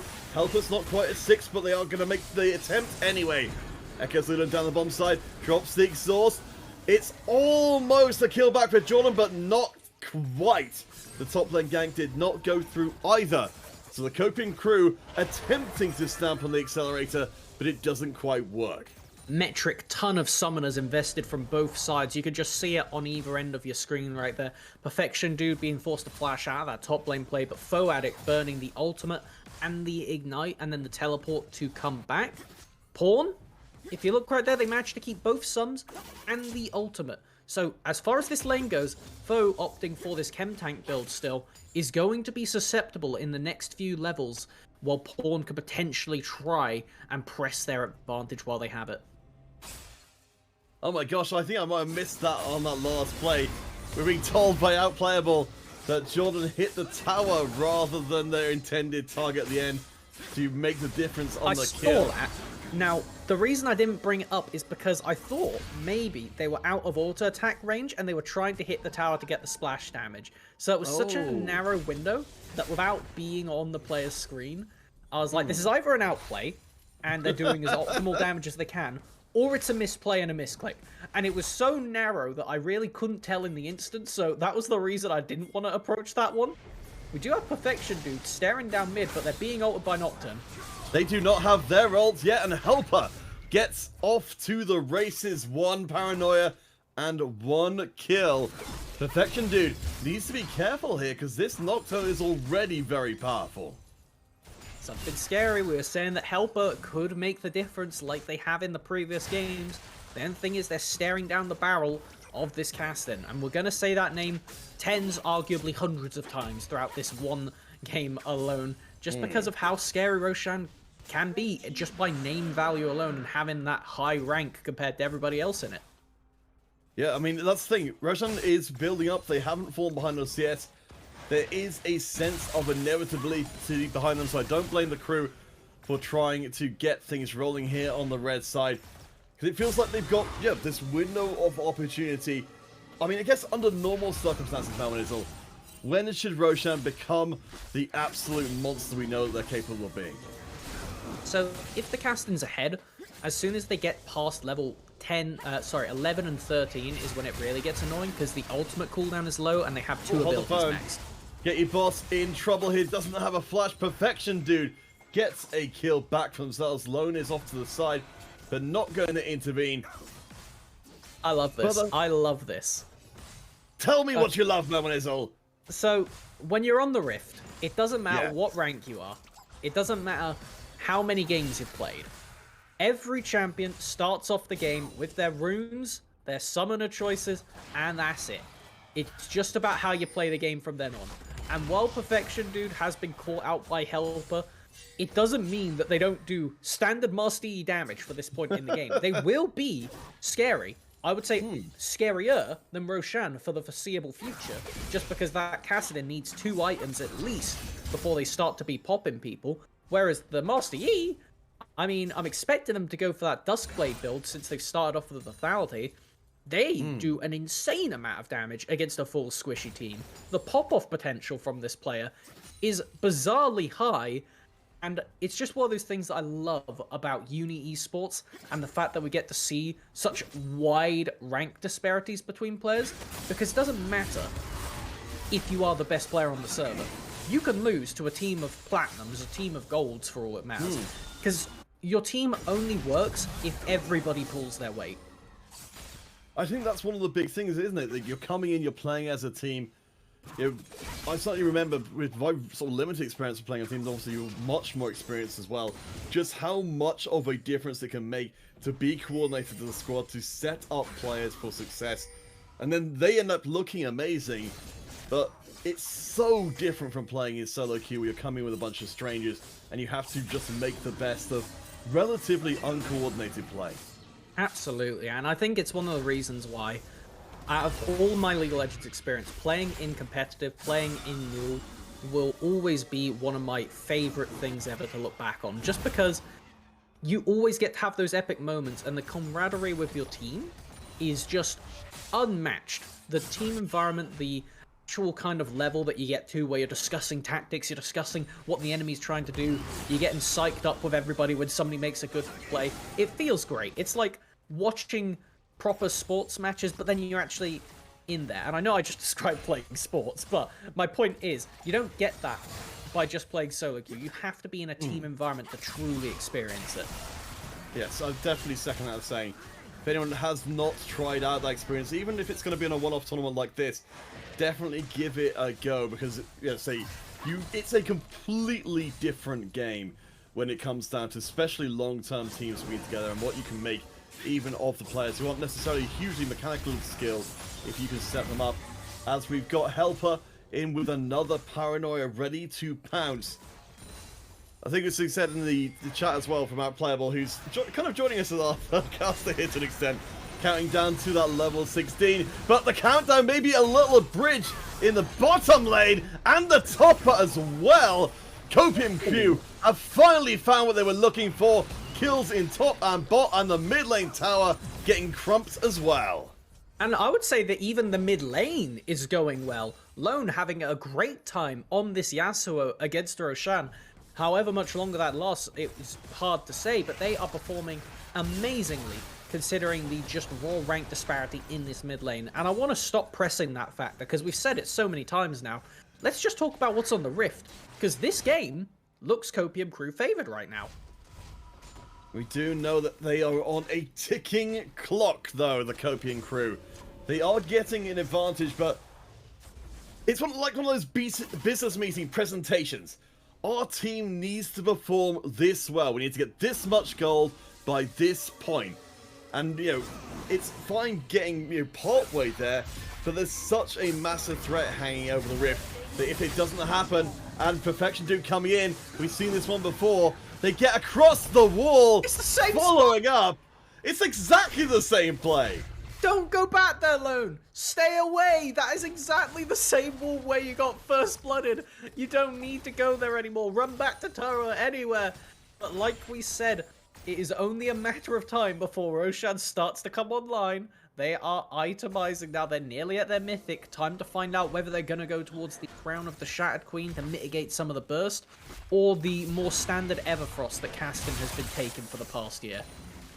Certainly, we are looking at a situation where there is quite a lot of burst on board, so I certainly wouldn't blame them for going for the safer option.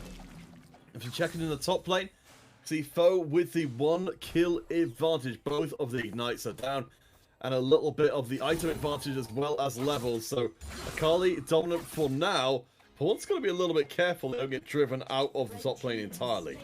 And one of the things about this lane right here is, historically, it's always been Renekton favored. But with this Chem Tank build that Akali gets to go, even though it's been nerfed on this patch, it's still fine, as far as I'm aware from Akali players. It is still okay. But the main issue it leaves is Renekton could win this matchup because he would burst you out, get the press the attack prop, offer the empowered stun, and just kill you before you got the time to return damage. Akali's really tanky when they go like this. They get to go the Chem Tank, they get to go for the Demonic Embrace. Those two items alone is edging on about the 800 HP mark. Plus getting the plated steel caps for the armor, you are really hard to kill for this Renekton. I think we've already seen the evidence of that, and that's why Foe is ahead right now. Helper has been sitting on their Paranoia for a while. You know, it's a very common thing to see the Paranoia Nocturne ultimate being used on cooldown just because of how ludicrously powerful it is, but also how long the cooldown is as well. Just something you want to be getting maximum value from. And I was actually curious about what Helper was building, because they started off by going the components for something along the lines of a Duskblade, but they turn it into the Yomus and picking up the Iron Spike Whip to help speed up their clear. I think that, to me, that sounds like a very clear indication saying, I'm pivoting my strategy from going full burst to I actually want to be clearing faster. The Iron Spike makes taking Raptors and Krugs much quicker. So I just want to be speed clearing, getting more gold while I have the chance before I just start dive bombing onto this onto this Master Yi, onto this Casterden later. Certainly Helper is pretty close to hitting level 11, so they can pick up the second rank Paranoia and keep the good times rolling. Perfection Dude behind on CS, but ahead on kills with a Duskbladed Drakthar. Order the Rose, they're certainly setting up their jungler to go off huge. And I'm sure that this is one of those builds that actually people who play solo queue, the average player is going to be more familiar with than the higher elo players, but I'll acknowledge it nonetheless. So the Master Yi gets to go in ult, and then go in, get a single kill with the Q, and then the Duskblade Invis buys time for their resets to come off, because each time they get a kill, they reduce the cooldown of all their basic abilities while they're in that Highlander. So, you'll be able to Alpha Strike pretty much instantly after coming out of Invis, and it's really hard to play against. I mean, right now, Perfection Dude is the centerpiece of the squad, the most kills, even if they are behind in raw CS value. So let's remind our dear viewers who are coming to the stream exactly what they are seeing right now. This is Aston University League of Legends series. This is the grand finals. We did have Copium Crew going up against the Monkey Men in our first series of the day, where it was a definitive 2-0 victory here in game 1. The crew needed to pull off the same thing, but we're close to 20 minutes, and that gold lead before, in our previous series, at this point in the game, the crew would be ahead by 8,000 gold. Now they are barely ahead at all. As Perfection comes in, Addict does get away under the tower, but the point still stands. Where's the lead? This could be it. The Paranoia coming in. There's the catch. There's the CC flashing under the tower. And Helper gets the kill back in. And Helper was the facilitator. They were the one that got ahead on their Nidalee. They were the one that was stomping across the map. And they are continuing to be the driving force for this team. It is off the back of their jungler that they are snowballing. And now, Roshan, the scary tank-building Kassadin right here, looking to go for, I'm imagining, going to be the Fimbulwinter with that tier item. They could go for the Safs, but they are building their way into a Frozen Heart as well. So they are going to be super hard to kill for everyone, I would say, across the entire enemy team. Hard to kill may not be an issue, because Rosehan have just proven they can 1v1 lone and do it seemingly effortlessly. Yeah, this is tanky Kassadin, tanky damagey Kassadin. Those are all scary things on their own.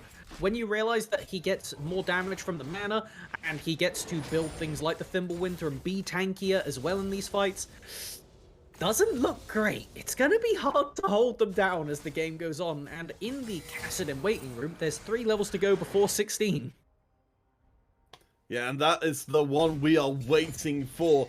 You said right back at the beginning of the game, Copium Crew, they brought out 4 carries. And what they've given up for that in exchange is they've only got Get Your Boss on the Nocturne, sorry, not on the Nocturne, on the Nautilus to provide crowd control to try and keep Rosehan from just rolling over their team. And the thing about Nautilus compared to things like Leona, it's not instant CC. It is slow. Those hooks and the depth charge take a while to proc. But we haven't talked about it for a little while because it's kind of gone unnoticed. The dragons are up to Soul Point. It's Ocean Soul, and it's Ocean Soul Point. So, taken across the board, this team of skirmishers, I would say is the correct way to put it, for the Copium Crew, can itemize a little bit of tanky stuff, and can start to survive against Roshan in an extended fight. Helper trying to force through the kill, but up top, Roshan in big trouble. They've got a small bounty to go across the wall. This is what you need to put down a monster. Roshan caught by crowd control. After crowd control, the carries come in. Suzuki locks themselves in stasis. Lone trying to go off. Echoes is very low. Here comes the Jinx, though. Jordan is still alive. No, they're not! Pawn gets hold of the kill, and just like that, the Copium Crew are swept away. Oh, Perfection Dude gets the reset and keeps going throughout that fight. Foe Addict will be able to limp away on the Akali, but it is a massive net win for the Order of the Rose, with their main carry, the King of Roshan, escaping on the Kassadin, maintaining that shutdown, and advancing ever closer to their true raid boss status that their name holds. Yes, they are absolutely terrifying already. We've got a little bit of tower gold coming back in, as the tier 1 tower has been taken up on the top side for Order of the Rose. The difference maker here, as you said, is going to be that invisible power from the Ocean Soul coming in. The extra bit of tankiness, but talk to me about the last fight, Melvin Izzle. That felt like it was the preview of the rest of the game. Oh, it looked so good at the start with Get Your Boss and Lone getting on top of the Kassadin early. The Yone, sorry, not the Yone, Brother's Habit, the Yasuo right there manage to get the ultimate off early, which means they keep the armor pen throughout the fight, and that's really what you need against the Kassadin, considering how tanky they're becoming. So, they chase through the jungle, but on the other side, Helper was trying to chase perfection, dude. They got the fear, but the thing is, Master Yi, can't be slowed, so he just waddled away, and then came back around at the end to continue with their bottom lane. Massive ultimate coming in from Zizanuke right there on the Morgana. Holds everybody still, and really was the main point of that fight that spun it back into Order of the Rose's favor. So this does raise the question, if you're a Copium crew, if you fight in a jungle like that, how do you not just stop Zizu from doing that exact same thing every fight, planting themselves in the middle of your advance and dropping down their ult, stopping everything? I think that's the point. You don't. You have to take side lane fights like this where it's unfair. There's no teleports for the Order of the Rose team. This should be a cut and dry dead pawn. Yep, it's gonna be a little less straightforward than he maybe would have liked, but it's a good lockdown nonetheless.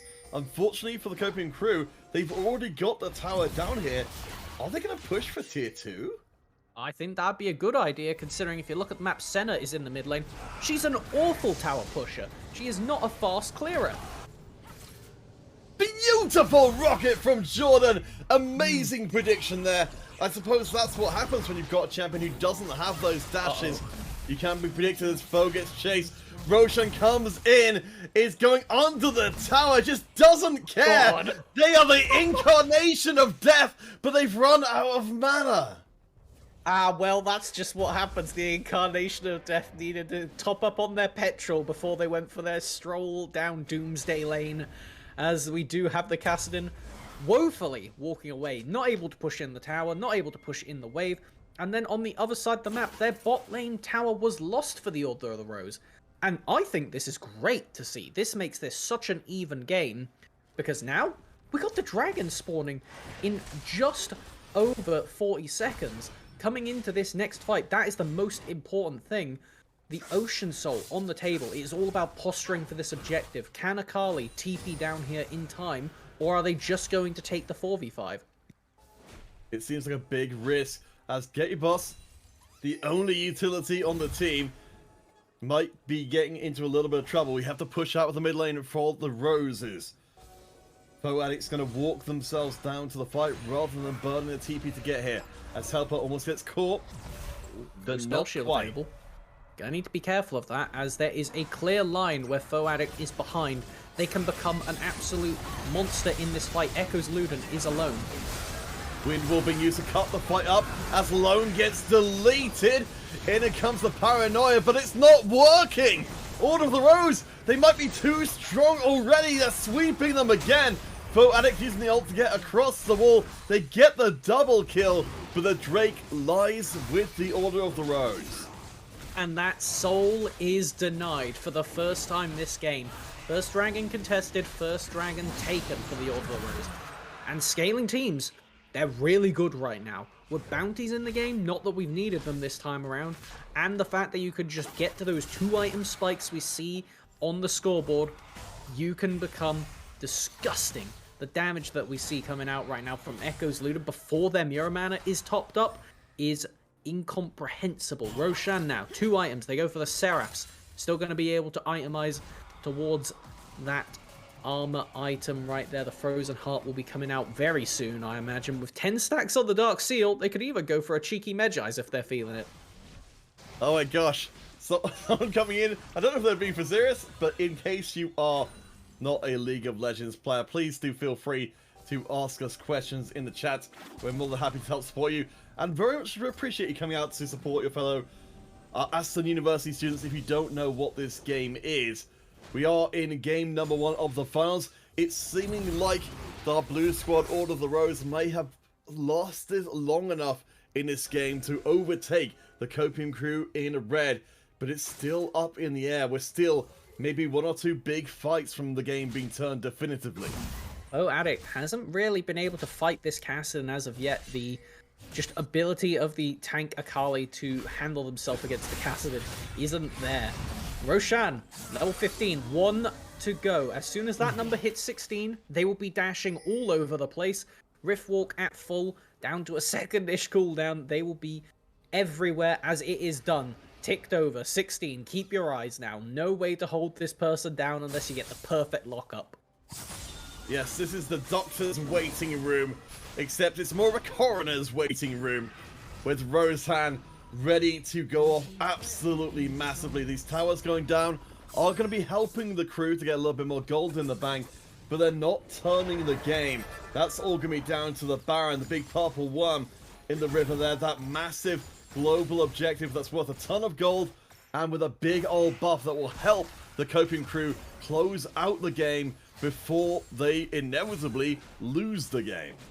And you really did read my mind there, Counterfeit, because the thing I want to talk about is Baron damage after this play is done, forcing the flash from Get You Boss. This might be a dead Nautilus. It is. They haven't even got a flash, even if they could get away. And hey, okay. I think now's a good time to talk about Barons, because it might even be a possibility. So, I've been ragging on Senna the entire game, saying how slow they are at clearing waves and doing all that kind of stuff. Look at these champions in the game for clearing objectives. Yasuo Jinx, very, very good. Nocturne, pretty quick as well. Akali, not that fabulous. I would say overall, Copium crew, if they get a chance to do Baron, it's not going to take them more than 15 seconds as a team. If this Jinx gets over to a third item, they will start shredding the objective. Whereas on the other side, Order of the Rose really need an ace beforehand because they have such a slow clear across the board. Well, that could start here. Roshan is coming. The absolute monster. The Incarnation of Death is going for it again. They get their ult off a second time, but they get CC and shut down. Perfection Dude is gone as well. And the play may have been one step too far for the Order of the Rose. Traded evenly. I don't think Baron will be attempted here. No junglers alive, so you can't secure it with Smite. But the Yasuo does a lot of damage with a tank in front of him. They can nigh on solo this objective already. And we actually get a ping from the Order of the Rose, just noting that Foe Addict does have a 500 gold bounty. The top laner on the Akali, because they are 5-0-1. They are one of the most, well, they are, at this point I would say, reasonably amongst the highest performing players in this game, and they have been showing us exactly what they're capable of. Itemizing towards that Shadow Flame on the Akali. Gonna see if she picks up on this base or if they still got a little while to go. They do in fact have about 700 gold for the completion cost, so by the time it gets to, I would say about 32 minutes, they're going to have that item. The issue is, Dragon is up right now. He is going to be spawning in 30 seconds. Both of these teams are beelining it over there. I think, though, Copium crew could say, who cares, let's go get Baron. And I don't know if they're going to try and do that, but I think it would be the correct call, because you can use that tempo advantage to run across the map. If they get the soul, amazing. But you're fighting against the Kassadin. And like we see here, that doesn't work too well for you. Roshan is absolutely beastly, but here comes all the damage. They are standing strong for now, but the shield is going to drop. Pawn is gone. The Copium crew right now at least are still strong. Yeah, Roshan is off the board. We've got almost dead. Nocturne Bazinske has got no more invincibility frames of their own. The dragon is up. The soul is ready. Perfection Dude chased out of the fight. Echoes Luden is going to get exploded. The Jinx, we knew Jordan could take over the game, and they are now topping the charts. Amazing. Get You Boss. Itemizing the Sunfires. Way tankier than you'd expect from a normal support Nautilus, in anticipation for their reward. This Ocean Soul picked up. Nobody dead. Gonna be 5 Baron buffs. They're gonna be able to reset, and I expect this is time to end the game right now. Clock's ticking, and Copium crew are here to collect. The question was asked, could Roshan be taken down? And with enough focus fire, even their Godzilla-like stature was brought to ground. The Copium crew, this is the window of opportunity. They just need to defenestrate the Order of the Rose. And the thing is about this Kassadin, we saw the reason that fight went the way it did is if you burn all of your mana chasing onto the Nautilus, you do not have any way to escape and fight back when people like the Jinx and the Yasuo show up. That was really well done for the follow-up play. It looked like a pick initially, for Order of the Rose, but it was nicely done by Copium Crew to collapse so fast, get in there, save their support, and they become massive beneficiaries off of it. The only issue I see here, though, is their only ranged champion is the Jinx. So she needs to walk very far up to be auto-attacking this tower and actually get to taking things. So, what I want to take from the last play as well is, mentioned the Ocean Soul is now online for the Copium Crew. Their extra burst of regeneration, they can keep on trucking. How does this affect their play going forward? They've got this extra regeneration. Actually, hold the phone on that, because we've got the next play coming through. Focus Fire isn't here this time to take the Castellan down. Echoes is gone. It's going to be an absolute brawl. Foe Addict is trying to turn it with the double kill. Roshan is still up, but they are escaping out the tail end of the fight. No! Foe with the triple! Go for it, make yourself famous. It's the ace instead. But that was an incredible turnaround fight for the Copium Crew. I love my tabletop role-playing games, and there is an expression of show, don't tell in storytelling. That is it right there. You get to see the Ocean Soul in action. Foe Addict, this tanky Akali, doing massive damage, basically doing true damage to everybody on the enemy team to go with the skin, because if you take a look at those items, they've got True Pen with the shoes, and the Shadow Flame against no MR across the board. Actually, 0 magic resist picked up on the enemy team. With the extra health that this build gives them, she's rocking a solid 3.7k health bar on the Akali that is regenning due to the Ocean Soul. They are the raid boss now. Roshan, sorry to say, there is a scarier face on the Rift, and it is Foe Addict. Yeah, with now 8 assists as well. Sorry, 8 kills and 6 assists. They have officially taken pride of place. So, Kaiju battle on the cards. Melvinizel, you're both teams' coaches at the same time. What's the approach here? What's the difference maker if both teams have got a ludicrously strong player and the support staff that they do? I would say at this point, Copium Crew are in a winning position, because our main question mark was, is Order of the Rose going to get their mid laner ahead of the curve and start popping people? The thing is, Akali is just as scary late game as they are. We were just worried that the caliber of play from Roshan would really cover that distance. What we're seeing, though, is Foe Addict has managed to pick up the slack and is dominating in this late game. So if I'm looking at Order of the Rose and saying how you go about winning, you have to be playing more reserved, and you have to be setting up vision and playing smarter. You cannot take straight up fights. The enemy team takes too long to kill, and things like we're seeing right here with Roshan looking on side is the best they can get. And this time we're seeing Perfection 2 cannot get away. Roshan 1v1, of course, with Lone, their opposing mid laner. That is a formality, but with the inhibitor being down in the mid lane, we have got another push coming in. There's no Baron buff this time to enhance those minions and give us a safer entry into the base. But the super minions are here. We're going to need to see Order of the Rose divert to deal with those super minions sooner or later. And their team lacks wave clear. Cassidy is their best wave clear champion, and he's not amazing at it, because you have to burn a lot of resources to fully shred through these waves. And you'd really like Echoes Luden on this center to be picking up a lot of the slack, getting them more money, getting them accelerated. They're only at 3 items against the 4 items of Jordan on this Jinx. They got picked off on the Baron push, like we were kind of alluding to could happen with how far they have to walk up. But they have been pretty good so far, keeping up their Zeri-esque performance, sliding around the Rift to great success. And I think that's got to be the difference maker here, hasn't it? For Order of the Rose. Now compare them to Copium Crew. We've got Foe Addict, who is night and day compared to Pawn's Renekton.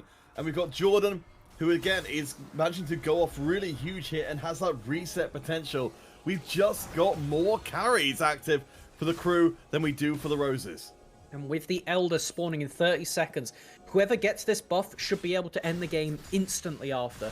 You execute at 25% HP for the enemy team. So you basically remove 1 and a bit champions worth of health bar from the opposition. Considering how much burst is in this game, the Akali, the Yasuo, etc., I don't need to list them all off. you basically just kill somebody of one combo. So this is going to be so important for the Order of the Rose to try and contest it if they get a chance. Windwall comes down. Roshan going in. Jordan is still up for now. And they get the shutdown immediately! That was a short battle indeed. Jordan, looking to clean up the fight. Perfection gets the double, but I don't think they've got what it takes to take the fight. Echoes walks away.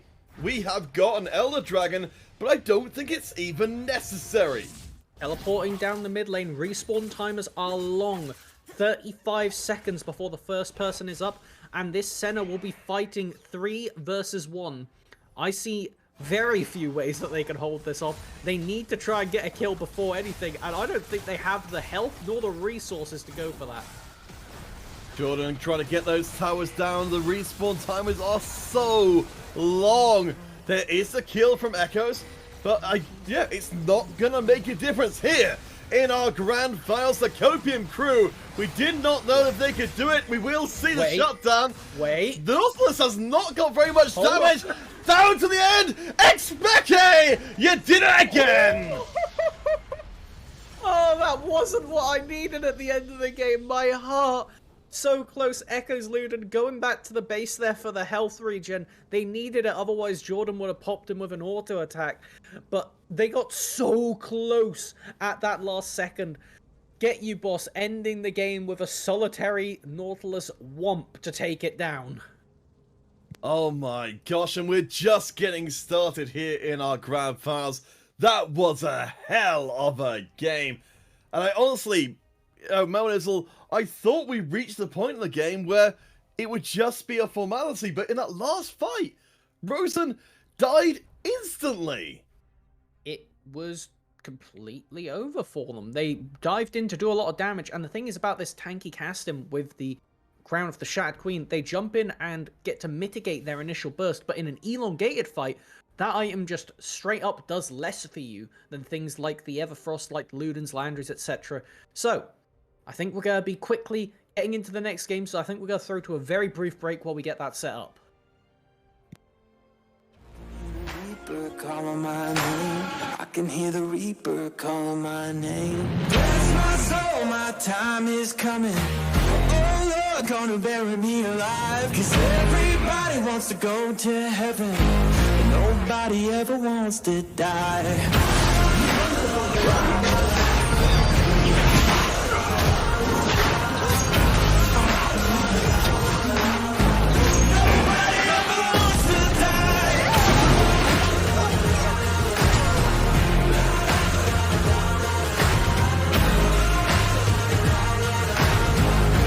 Nobody ever wants to die.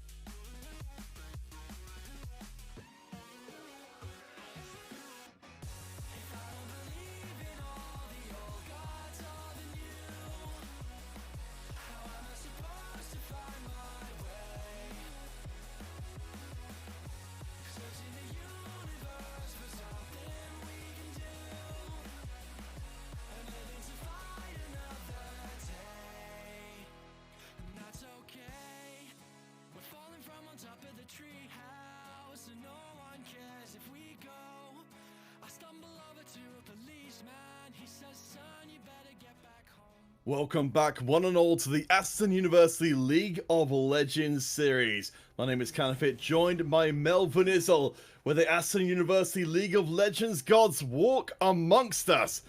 We have had a false idol torn down in game number 1. The unbeatable, the invincible Roshan proven to be not the case. Our new god is here, and their name is Foe Addict. Their Akali will not be, though. And away after a disgusting 10-1, sorry, they died at the very end, and I believe 7 performance on that, right? 10, 1, and 8, that's what it was.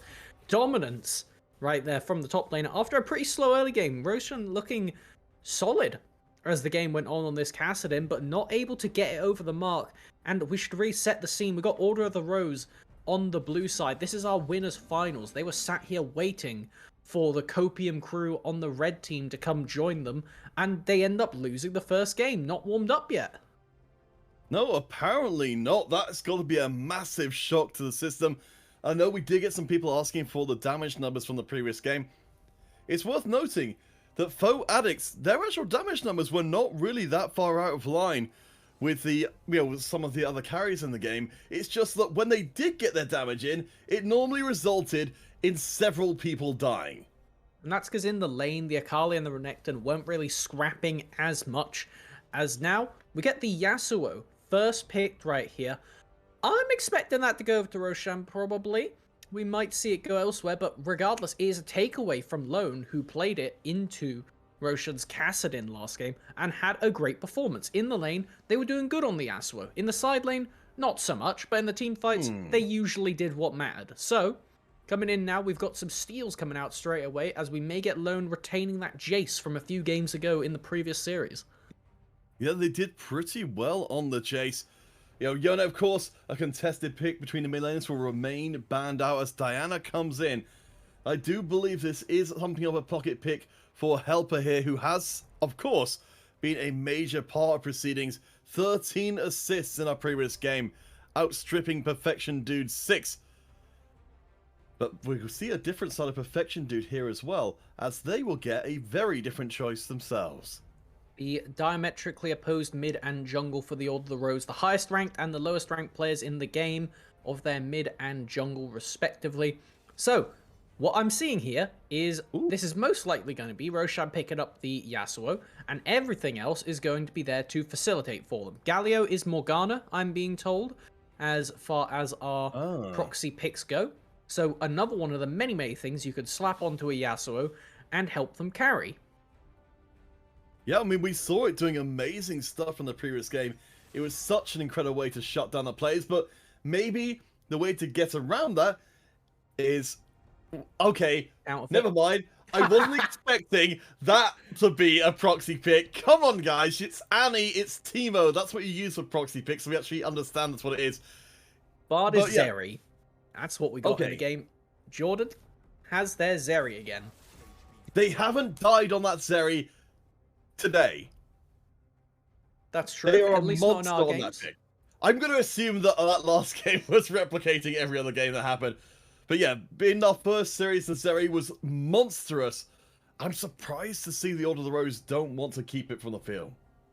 So many other things you need to be careful of. When Foe Addict had such a good Akali game, you need to get rid of that. The Graves, bit more of a questionable one. Might see that go if this goes over to game 3. But the Nidalee, taken away from Helper, who has had such a killer series so far, now on the Diana, another one of those AP carry junglers. Very important. Senna, going to be respected from Echo's Luden. Certainly did start to pick up a little bit of steam towards the tail end of the game. 4-4 and 14. Certainly pretty solid of a member. One more band to come in here from the Order of the Rose, as they have to win this round, and it's support for the Hyper AD carry, the Lulu, taken away. I'm currently seeing in the chat, keeping an eye out to see if there's any proxies, and I see somebody from Team 10 who got, let's say, walloped by Jordan Zeri, sending over words of warning, let's say. We'll put it politely. Sending over words of warning of the performance that will be ensuing. Yes, in not so many words, we're seeing a direct challenge here from our friends at the Copium crew saying, you have made a mistake by letting us get Zeri. Now the Wukong, is that gonna be a Wukong? I guess so. Yeah, I think that's fine. It's a takeaway to stop Yasuo getting more knockups. As far as in the top lane goes, if that's where it makes its way to, can you tell I've got the hiccups, by the way, Counterfeit? I've been trying my best to mute on cue, but it is difficult. Man, I've never had hiccups while casting, but this is not great. So... Well, I think it's because we're gasping so much at everyone in the place here that the hiccups are just coming back out the other way. Yeah, this is a game that would definitely leave you with a conflicting emotions.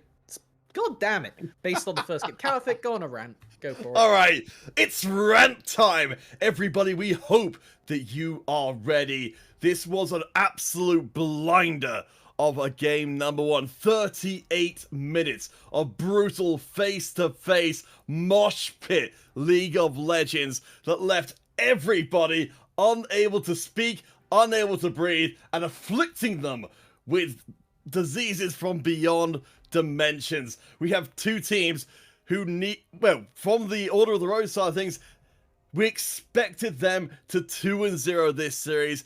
Instead, they are on the verge of elimination. And before we even get to that first game, we'll of course like to thank the various different groups that have helped out with this competition, because this could be our final game. The Newell helping out with loads of the setup of the tournament and production side as well.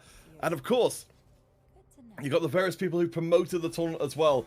Esports News UK going out of their way to throw some limelight our way. Very much appreciated. Please to go check out the Newell and Esports News UK as thanks for the help as we get back into lobby. This will be the real deal. No mistakes. Melvin Izzle, have you recovered from your ailment? See, this is why I like working with Counterfeit. Another professional could go on for a rant, thanking off everybody that deserves it.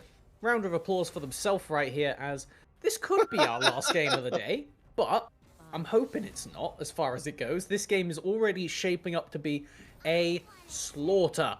Looking across the board, there are so many different places we need to keep our eyes locked on. Where do you want to start it off? Oh my gosh.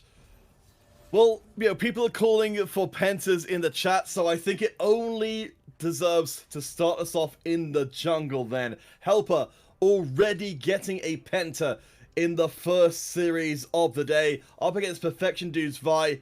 Two very different junglers. How do you think they're going to go? I think that Helper has continued to show themselves as a solid player across the board, a good team player, and somebody who has good recognition for when to go in. Diana is a champion that can push every single one of those facets to the absolute limit. If you can path well, you will have more gold than the enemy team, hands down. If you gank when it's good, Diana has the best wombo combo potential a jungler could give you, while still maintaining solid DPS against everybody on the enemy team.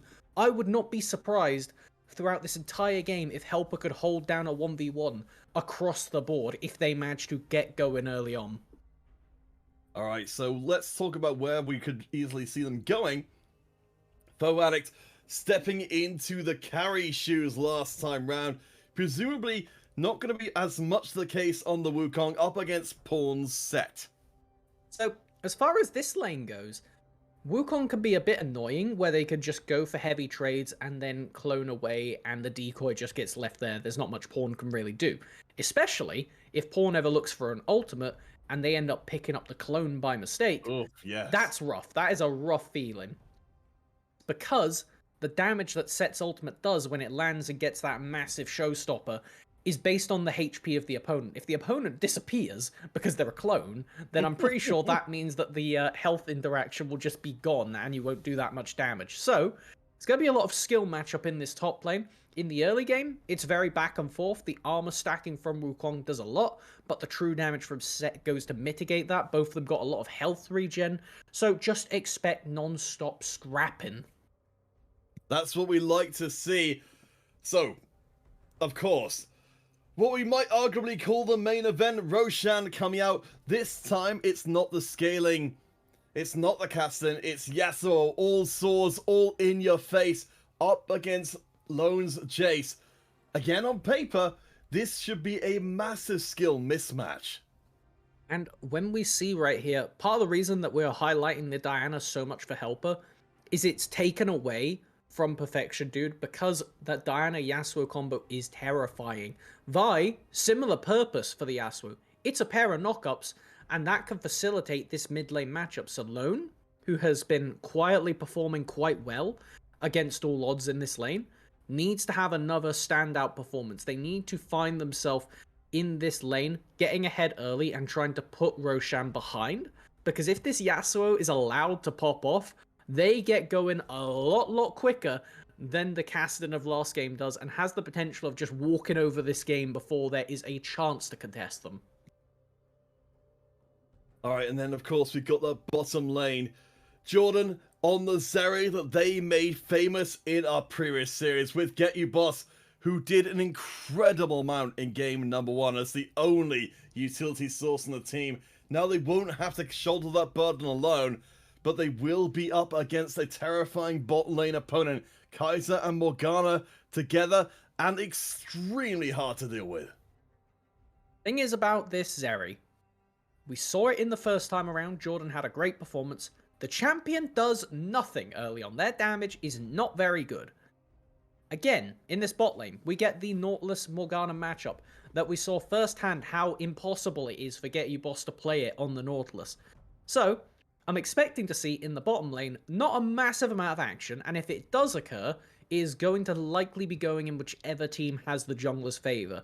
Because the Kaiser Morgana doesn't have a massive amount of kill threat. If they're hitting bindings, then they have a lot, because the passive stacking on the Kaiser, basically just accelerating up whenever they get a hard CC, will tear through Jordan and will tear through Get You Boss on the Nautilus. I just don't expect that to be happening much, though, considering how well both of these bot lanes have historically played throughout the series. Alright, so we've got a lot of depth on our individual maps, but we don't necessarily have a grasp on the full picture as of yet. So, we remember from before, we had the very carry-centric setup for the Copium crew, but what are we looking at here? You know, we've got the classical archetypes. We've had the pick already coming up in the tournament already. We are very close to getting into Game 2, but tell us, what are these teams broadly trying to do? I would say that this is the most messy comps we've had for the entire of the night. As far as it goes for on stream, these ones are all over the place. If you swap the mid laners, suddenly it tells a very different story, because you can play a poke style with the blue team, and the red team's all about, oh, jump in, get the Yasuo combo, fight after that. Nope, we don't have any of that. There's wombo combo potential from the red team over here. We do have the potential for the Copium crew to look for wombos with the Diana Wukong, but their follow-up isn't great. Zeri and Jace don't have the massive amount of support for those kind of wombo combos. And then if you look at the other team, they have great targeted kill. If somebody gets Vi-ulted, Kaiser jumps in, Yasuo jumps in, that person dead. Death Realm, no way out, you are gone. I see no way somebody escapes from that, and I can't wait to be proved wrong. So, it's really about just breaking apart the enemy team. If Order of the Rose are to start their comeback and take this game in the series to get themselves some life, then they really do need to be accelerating through mid, roaming the Yasuo Vi to side lanes, and constantly forcing plays. I want to see every time that Vi ultimate is up, them standing next to Yasuo and pressing R on the nearest person and watching them die. Yeah, I mean, it's pretty straightforward. Makes a lot of sense for anyone who's just joining us right now. You are just in time for what could be the decisive game of the Aston University League of Legends series. One game in the pocket already for the Copium crew playing on our red side. For Order of the Rose, they were team number 1. They were top of all of the tournament preceding this point, but none of that matters right now. They still have to get back into the series, and if they don't, then this tournament is over. Oh man, it's been, I'm not going to say a long day count of it. We haven't had that many games, but they've been exciting, hands down, across the board. Even the games that felt rather one-sided didn't have a chance compared to how these have gone. I mean, it's, yeah, these players Aston University as a whole absolutely showing up here, and they are not going to hold off for a second. I don't think that quite gets the kill on Foe Addict, but that was an incredibly aggressive play.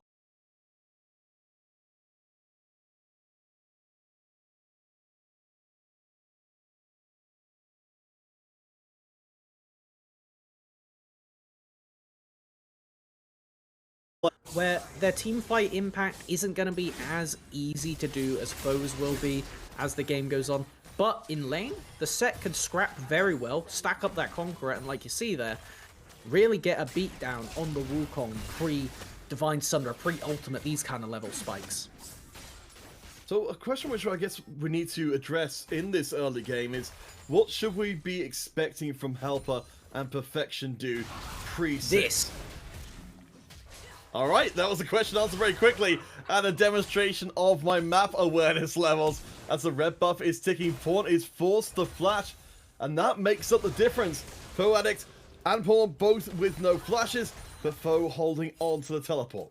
An uncharacteristic mistake there from Helper though. I believe they missed the initial Crescent Guard, so they don't get the jump reset to go for the kill right there. Otherwise, would have likely been First Blood once again finding their way into the Diana's hands. So, just generally back to your topic, level 6 is when I want to see Perfection do non-stop ganking for mid and just snowballing the Aston, because there's nothing Jace can do. You can't knock back a Vi in ult, so there's really no counter. Yeah, so far we have been seeing that Lone has been using that knockback to keep Rosanna at bay, but you're right, there seems like there's a limited amount of time that's going to be enough. Currently, the CS is ever so slightly in the favor of the Copian crew, playing in red. Order the Rose in blue. Falling behind a little bit in the top lane in particular, I think partially thanks to that gank from before. They should make up some of the difference. From both teams' side then, we've got a pretty even early game. Do either of these teams really need to get snowballing? I wouldn't say need to. And I would also not say it's easy to. If anything, the easiest ways to snowball that I'm seeing is just off of the junglers, and then Helper has a lot more access, they can camp any lane. I would say that Perfection Dude doesn't want to look top lane. You don't have a good angle onto Wukong because, similar to what I was saying earlier about the set, if you start your Vi ult and it turns out to be on the Wukong clone, you are in immense pain emotionally and in the game because you've just wasted your ultimate to disintegrate a monkey that was leaving anyway. So you don't want to go up there. Top lane should be an island for this game. Mid and bot is where the action needs to be. Vi can get a lot done over here, and then in the bottom lane and in the mid, to be fair, Helper can also get a lot done because of the mixed damage that will come out across both of them. Helper's spending a lot of their time just trying to farm up. They're certainly ahead of the curve right now compared to Perfection Dude, up to level 5 already. So we shall be seeing, likely, at least, the level 6. Nice hook landing there. That's the Black Shield burn and the flash in exchange. Not a bad showing for Copium Crew to try and soften up this bottom lane. Very nicely done from Get You Boss. We do have Roshan coming in for an early play, but it's First Blood to Helper. Most of that play being done by Lone by themselves, though. All right, Lone. Somebody came here to 2-0 a Masters player in the mid lane. That is what we like to see. Oh my goodness gracious. That one was extravagant. And it's still not done. Get You Boss taking a lot of damage, trying to force out a further fight on the bot lane. That's one kill in hand for Copium Crew as their lead extends. The kill going on to Helper. They're going to be able to bring out some heavy AP early to continue to stack plays. And note, the Helper didn't even have to use their ult to get that kill. And one of the things that I like, not only about university games and whatnot, is that we get the access to play series. We get to see best of, and we get to build up narratives about players throughout a night. We have seen 3 games to this point of the Copium Crew, and it seems like with every game, they get a little bit better. First game, bit back and forth. Second game, it was still scrappy, but it was good. They were a bit cleaner. Third game, I would say not decisive, but considering you're against what should be, in all theory, harder opponents, really good. And this game, they are kicking it off massively. This is a great show to form in what, for a lot of people, would be a tiring slog of playing game after game after game and can really drain the energy levels of the team. So props to them for being able to keep it rolling, kind of like how Zeri does. Oh boy. I wouldn't say further to your point though, that it's all the more impressive for Copium Crew because they've just played a series. For Order of the Rose, they had the advantage of getting through the upper bracket, that they've had the break between games to recover themselves and come in refreshed. This should be Order of the Rose at their best possible version of themselves. They need to be at the best possible version of themselves, because this game is by far, like I said, the scrappiest of the drafts, but also the most back and forth based on execution. There's so many X factors in this game that could just solo win a fight, solo win the game. If Vi manages to hit the Q onto Diana as they go in for the engage and denies the massive moonfall, that could be the game. If Wukong manages to get onto this backline and stop the Morgana getting the big ultimate, stop the Kai'Sa diving in, catching them out of midair, which she can actually do because she's not unstoppable while she flies, then that could be the game. FoNX going to try and take their brawl. Note the Perfection Dude has got level 6 as Lone comes in to cash in. Picks up their first kill. And that's the second time we've seen this happening from Copium Crew. They've had one player setting up the play and then the other one coming in to finish the job. And I believe it was actually Lone on this Jace earlier today that we got to see them roam to a side lane. When they weren't doing as hot in the lane phase, they were ahead against Akali, I believe it was, but it wasn't a super stomp. They were ahead in levels, taking that lead elsewhere on the map. That's really good team play right now is what we're seeing from the Copium Crew. What we're seeing as well from Copium Crew is that they're taking advantage of their current strength to take territory away from the Order of the Rose. They're in there stealing jungle camps and extending their advantage. There is a level 6 Vi on the table now, so we need to keep an eye on where Perfection Dude shows up, because they can get a lot done with this ultimate right here even. This is where it happens. Good knock up. Kitty Boss is one of the tankier members, but it won't make a difference. Helper coming in from the side, thinking about the play. But of course, Helper has been down here before recently, picking up that Cloud Drake, which mostly went by without really too much comment from the Order of the Rose. Yeah, when you're in the first dragon of the game, that's the point where if you're not far ahead, there's no reason to try and contest it. It's not going to lose you the game most of the time. And then Vi, while she is good at soloing objectives, isn't good if she is approached on them. Having to charge up to actually take that dash in onto anyone. Diana, much easier for her to jump off an objective and turn a fight. So, Helper, well played to get that one started as foe. Playing the mind games of Pawn up here. Yes, that's definitely one of the big reasons to play Wukong, is to get inside the opponent's head. And I think that's something we're seeing from the Copium Crew overall, is they're kind of really hitting as hard as they can in the early game, trying to throw off balance the Order of the Rose and get them doubting themselves again. That is what you need. You need to shake them really just in the mental aspect, because Order of the Rose, if you end up getting far behind this game, it isn't one of those ones where I say it's completely over. You have things, you have X factors like we're talking about, but the mental is really where you can make the damage. You can't necessarily keep them out of the game on the Rift, but if you just put Perfection Dude in a bad space of mind, you constantly find your way to mid and make plays like we're seeing right now, actually. Holy moly, Jordan busts through the Black Shield. Has to be careful on the tail end, but the Black Shield did nothing. Getting disintegrated. Zeri, champion. Should probably mention this considering we haven't seen her very much. She's new. Her passive steals shields and she does magic damage, part and part with her attacks. So, Black Shield actually hard countered right here in this lane by the champion. Hadn't thought about that until you say it there. As we have Pawn roaming to mid to try and get stuff done on the other side. Isn't able to get it down though. And it's just going to be Lone continuing to win this lane on the Jace. They're doing fantastically well. We did see some comments in the chat about, letting so much of the Copium team be back on their comfort. Lone and Jordan in particular, and seeing it as a challenge that they would let the Zeri through. Even, Copium was saying directly to the faces of Order of the Rose, they made a mistake in draft as the play down bottom is going decisively in the favor of the Copium crew, while up in the top, the brawling went their way as well. The snowball. Now, when it's all, we are very familiar with what Copium crew can do with a lead. This is going to be rough, and it is going to require some, I'm going to say, play we haven't seen as of yet from Order of the Rose to get them back into this. We had Pawn roaming down to mid to try and get stuff done, but when that doesn't result in a kill, it really just comes back to the game plan. We outlined it at the very start and said we just want Perfection Dude hitting level 6, going mid lane, ult the Jace, kill the Jace. Can we please start seeing that soon, because otherwise this game is going to slip away.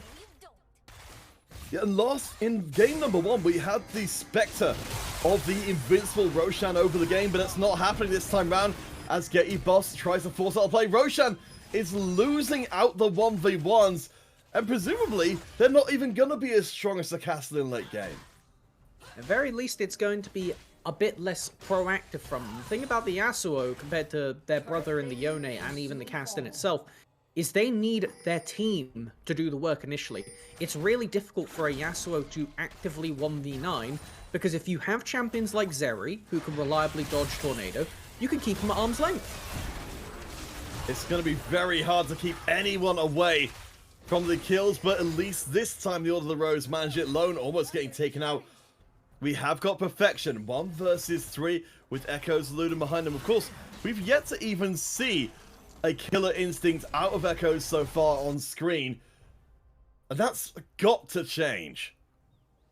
As far as scaling goes, we have got the Kai'Sa itemizing into the Muramana, and they have got the full Nash's Tooth now. Gonna just watch this background scuffle in the top lane. So, the thing is about the Kai'Sa is she becomes a pretty notorious poke champion in this current iteration of the build. So, as the game goes on, about the 20-minute mark, I'll say, going on around that kind of region, she is just going to be able to stand in a lane, constantly throw out those Ws, and just poke down the enemy. She is the longest range thing on the Rift right now, and as far as it goes, there's not really much that you could do to stop it. You could try and hard engage on them with Helper's insane range, or have Jordan just dodge everything, which is feasible. But at the end of the day, the Kai'Sa will be pretty immovable later. Alright, so Ekka's looted, you hear the call. The team needs you to come through huge, especially in these circumstances, which are far from the best. Yes, Razlol, Jordan has been allowed back on the Zeri. We were surprised, I think Copium crew was surprised, but we're not surprised. The Helper is absolutely huge. Perfection Dude chased under the tower, and it's more kills flooding in. These coffers are overflowing for the Copium crew, and we're not seeing anything for the Roses to come back. Great execution from the mid-jungle duo of the Copium crew, managing to take that one away.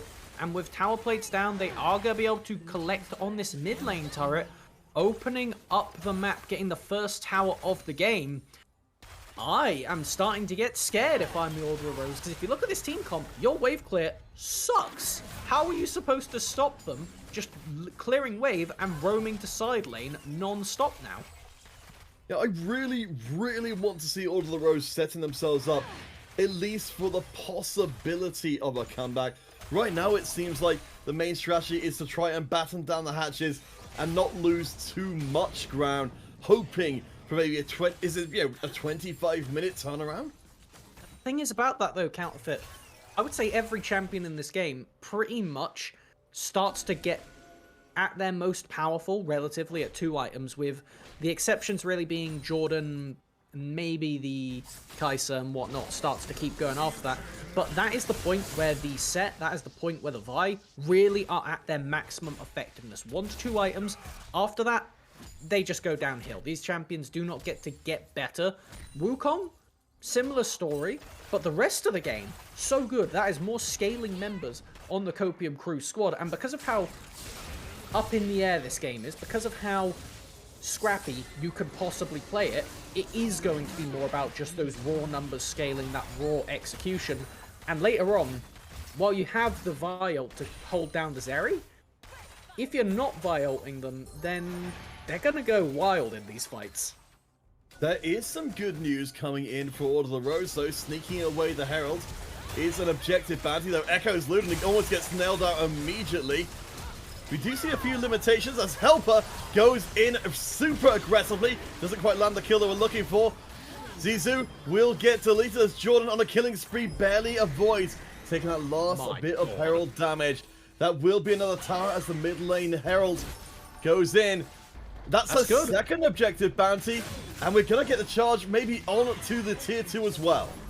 Bow Addict will be able to stop them collecting this turret, but that is a lot of gold influx back into the Order of the Rose, and it is importantly going to go over to the Yasuo, who is their main proponent for victory here. The X factor, the damage that this person can pump out if given a bit more gold, if accelerated up to that infinity edge, it is playable.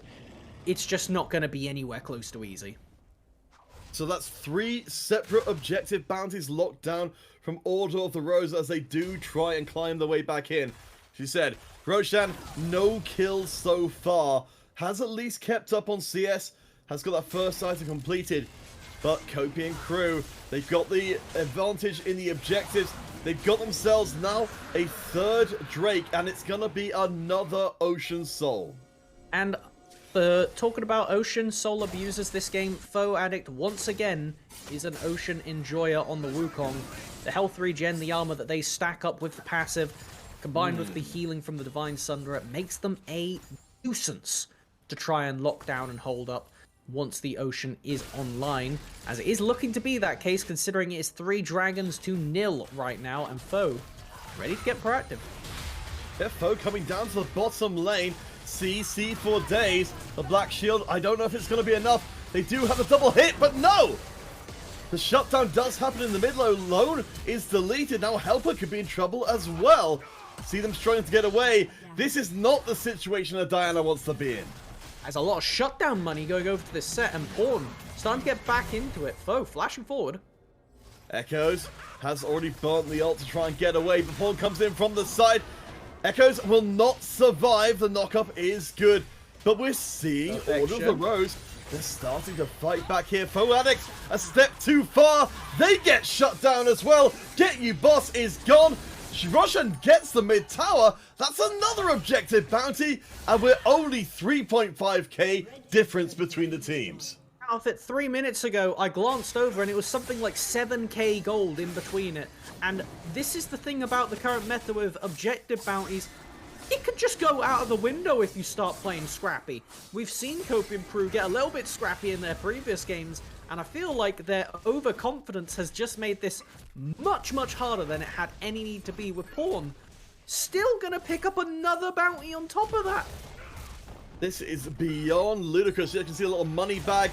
And look how much freaking gold that was coming in.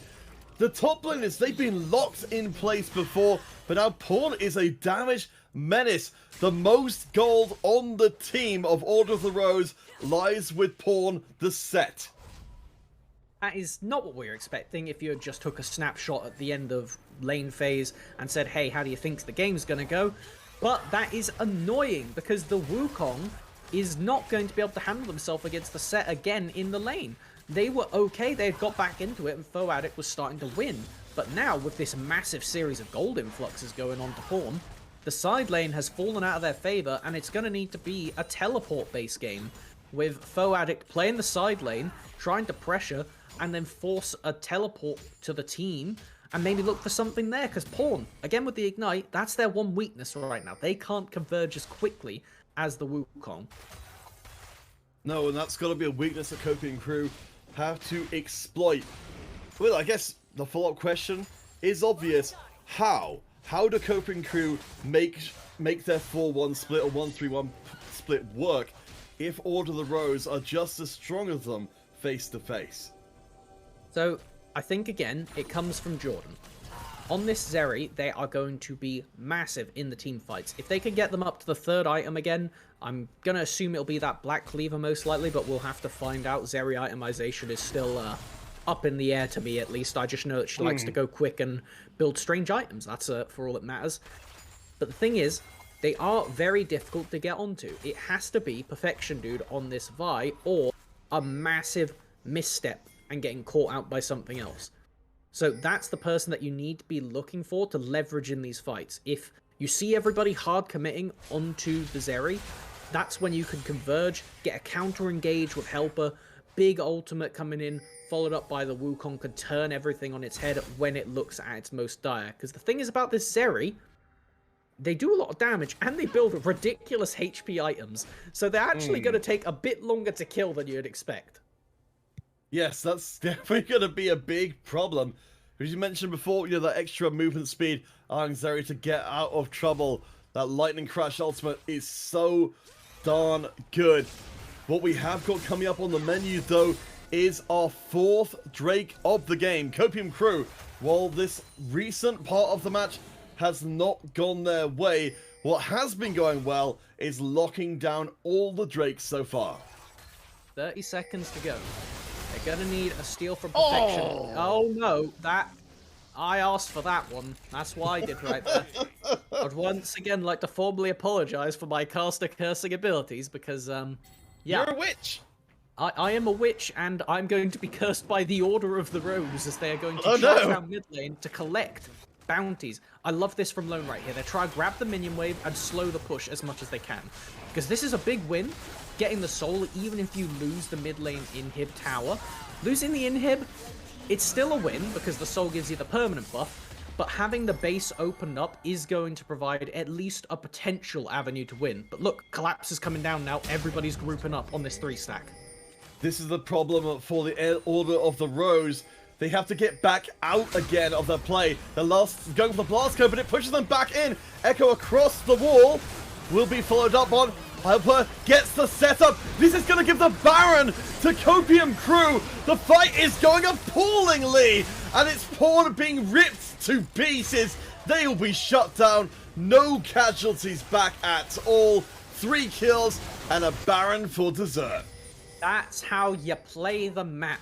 Herded into the top side from Lone, who I would say has quietly been the MVP of this game for Copium Crew. Sending everybody to the opposite side, gonna look for something is Zizunuke on this Morgana. I don't think the steal will happen, but the Morgana W is still active. Oh, my heart every time. I hate that. No chance is being taken.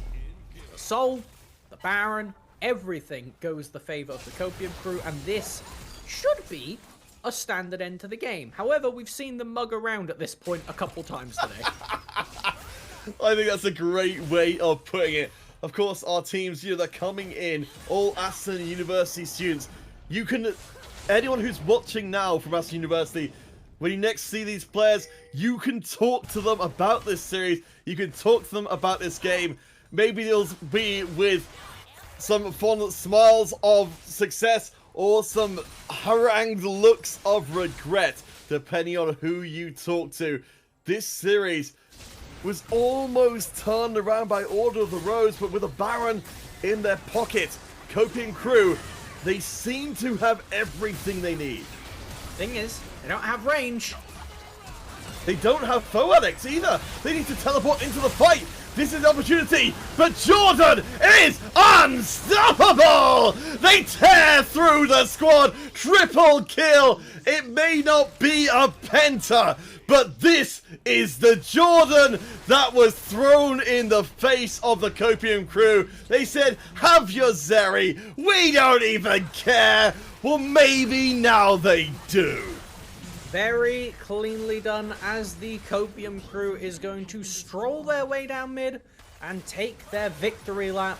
Respawn timers are coming up soon, but I do not think it will be enough, provided that they actually want to end the game, and they do. The Copium Crew will walk home victorious. And again, Jordan, no deaths on the Zeri. That is ridiculous. What an incredible end to the competition. We never expected it would be 2-0. At least 2-0 this way round. The Copium Crew, coming back from the lower bracket, did not make it through the tournament undefeated by any means. But in the last 2 games, 2-0, 2 times over. Very cleanly done, and I want to just jump straight to the case here. If we're talking about MVP material, throughout the Day, Helper, amazing consistency. Jordan, on this Zeri pick, I see why chat was memeing it. There was a good reason to not allow that in the game. They were disgusting on the champion, to say the least. And get you, boss. Even in this Nautilus versus Morgana matchup, actually had a pretty significant input in the game, constantly being a problem. Even in the first one over, we saw the nuisance that they were for the Kassadin over and over. And again, I'm going around everybody because everybody deserves it. Foe Addict, last game's Akali, disgusting, very, very clean.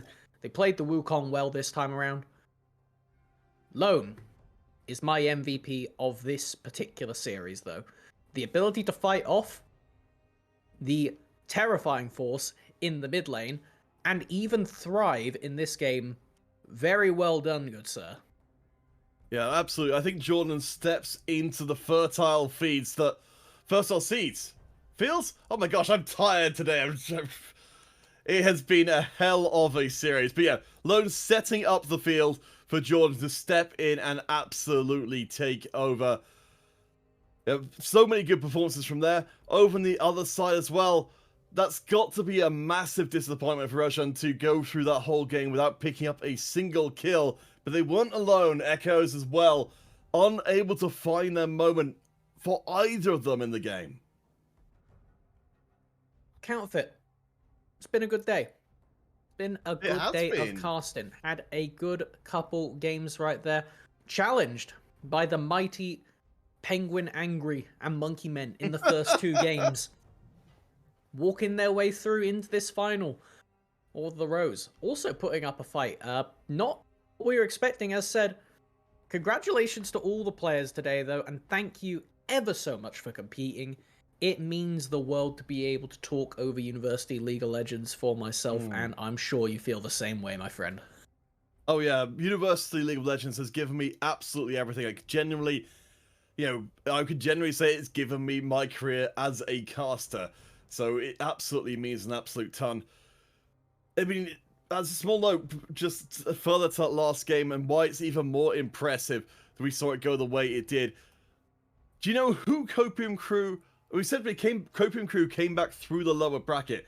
Guess who they lost to? Oh, please tell me. Please, give me that juicy narrative. It was Order of the Rose! That's right, the team that put them in the lower bracket were the team that they took revenge on in that last game. What an incredible showing. And again, before we do go tonight, thanks again to the Newell for helping out with the tournament production, all the fancy setup and everything. Couldn't have done it without them. And of course, to Esports News UK for promoting the tournament as well. Been absolutely wonderful stuff. Of course, we've also, got sneaky friends behind the scenes. Sketchy running the stream. And Jack too, of course, you'll know them, you'll love them, you've seen them in the chat. They've been doing some absolutely incredible stuff. So please do show them some love. Because again, like so many things, it all has to come together to work out. Melmanism, I feel like you're the best person to say this. For our teams, for our players here, they've just gone through a hell of a competition. What should they be trying to take from this experience? See, with tournaments like this, there's so many different ways that you could go into it. You could be doing it just for fun, in which case, have a good time. Regardless of whether you win or lose, have a good time with friends. You could be going into it for the raw competitive nature. I know people are all about that. And in that case, be a sportsman-like competitor and have a good time, because that is what we love to see. And it lets people like myself and Counterfeit bring you such a good product in such a quick window. And finally, for everybody else, have a good time watching it and enjoying it. This is the stuff that only in our generation we get to do, watching over esports events and having fun with it. A shared game for everyone and a shared experience. Thank you ever so much from myself for everybody watching.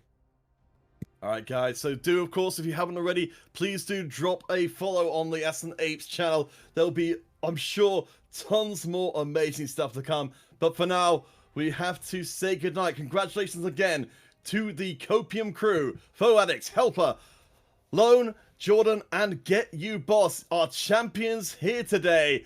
I'm sure a victory that will live in infamy. But for now, we'll bid good night and hope you all will see us next time. Yeah, they're taking it. Let's go. Oh my god, you're fucking corrupt! What the fuck? You're so good! You're too good! Wait, why did that talk I was healing, bro. run out? I mean, Diana's coming back in, like, that's it. Yeah, sure. Oh, wait, I'm gonna survive this. Wait, we haven't lost! Interesting. Oh, what? Holy No way. Jordan. Shenoid. Oh my god, I got so much health. It Wait, takes what so is long. this very movement speed? I'm here. I'm here. I'm here. I'm here. I'm here. I'm here. I'm here. I'm here. I'm here. I'm here. Oh my god, I'm I'm here. TPing behind him, TPing behind him. Oh, just go down mid. Just go down. I'm here. Oh Wait, my push mid, god, push I'm taking mid. all Wait, the we won. kills.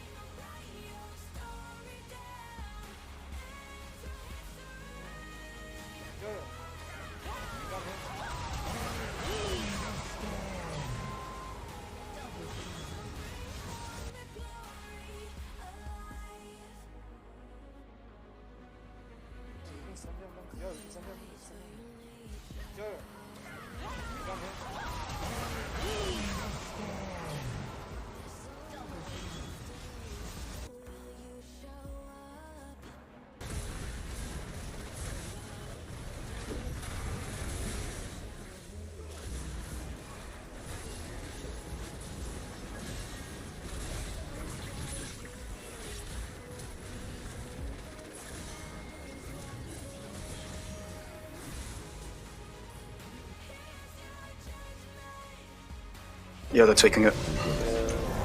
Sorry. Let's go! Oh my god, you're fucking What corrupt! the fuck? You're so good! You're too good! Wait, why did that talk shooting? Run down.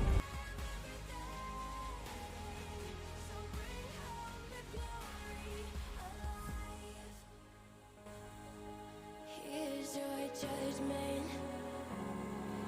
Here's your reckoning. So go and bring home the glory alive.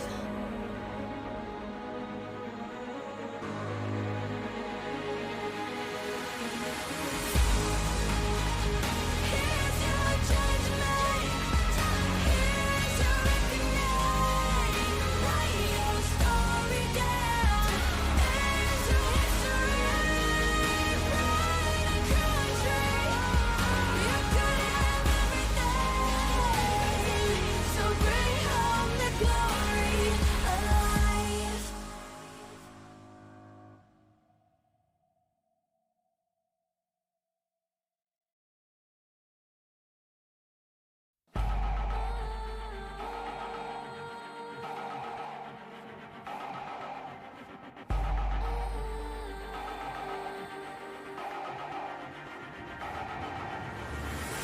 Do we fight to hold our heads up high and beat the drum to what we love? Risk the fall, or we have felt it all come crashing down from far above.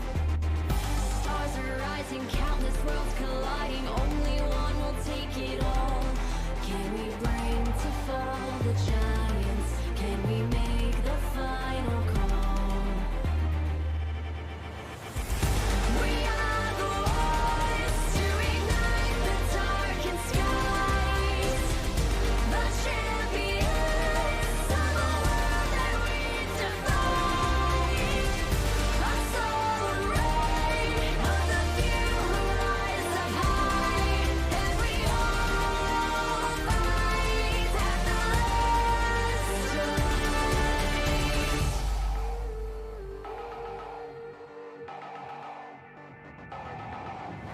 Hearing voices from afar. Join the madness when the curtain falls. Risk it all, hold nothing back. Seize the day, we must attack. Stars are rising, countless worlds colliding. Only one will take it all.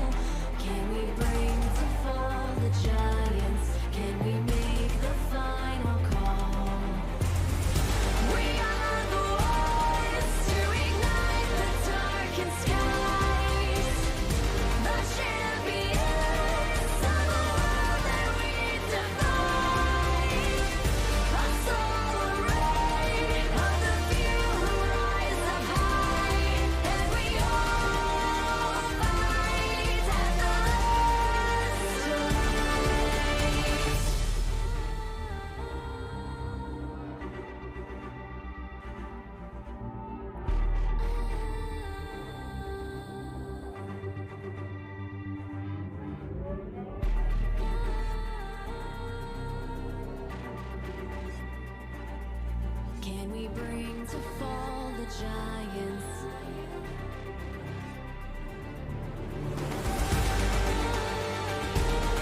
Can we bring to fall the giants?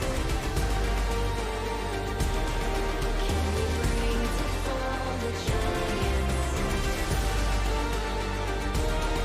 Can we bring to fall the giants?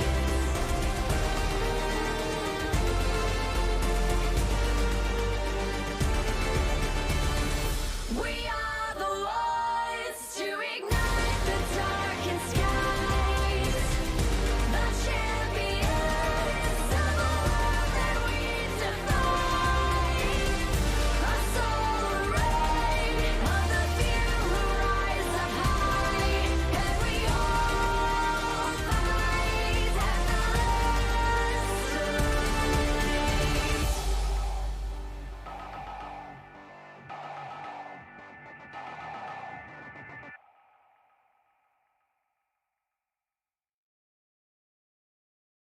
With extra time, I'd like to think I would have done this better. The fact that I could ever fail never crossed my mind. Somewhere out there, hear my demons screaming now or never. I think I just crossed that line. I'm kinda done with hanging out in bottle service. You confuse me, yeah, you use me, but that's just as well. Hungry people trying to break me make me kinda nervous. Just goes to show that you never can tell.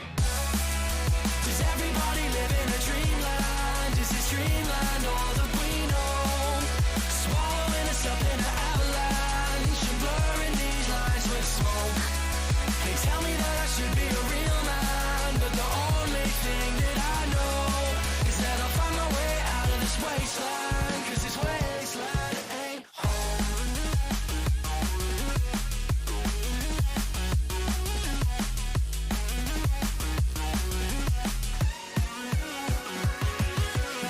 With extra time I could have made up better words and letters. Pale shadows of my heroes help me rule the night. Somewhere out there hear my people screaming do it better. I'm just an echo of the things I like. I'm tired of never feeling like I'll serve a purpose. Snow on mirrors, future killers, yeah, just be yourselves. Hungry people always stressing, yes, and never surface. Just goes to show that you never can tell. Does everybody live in a dreamland? Is this dreamland all that we know? Swallowing us up in an avalanche and blurring these lines with smoke. They tell me that I should be a real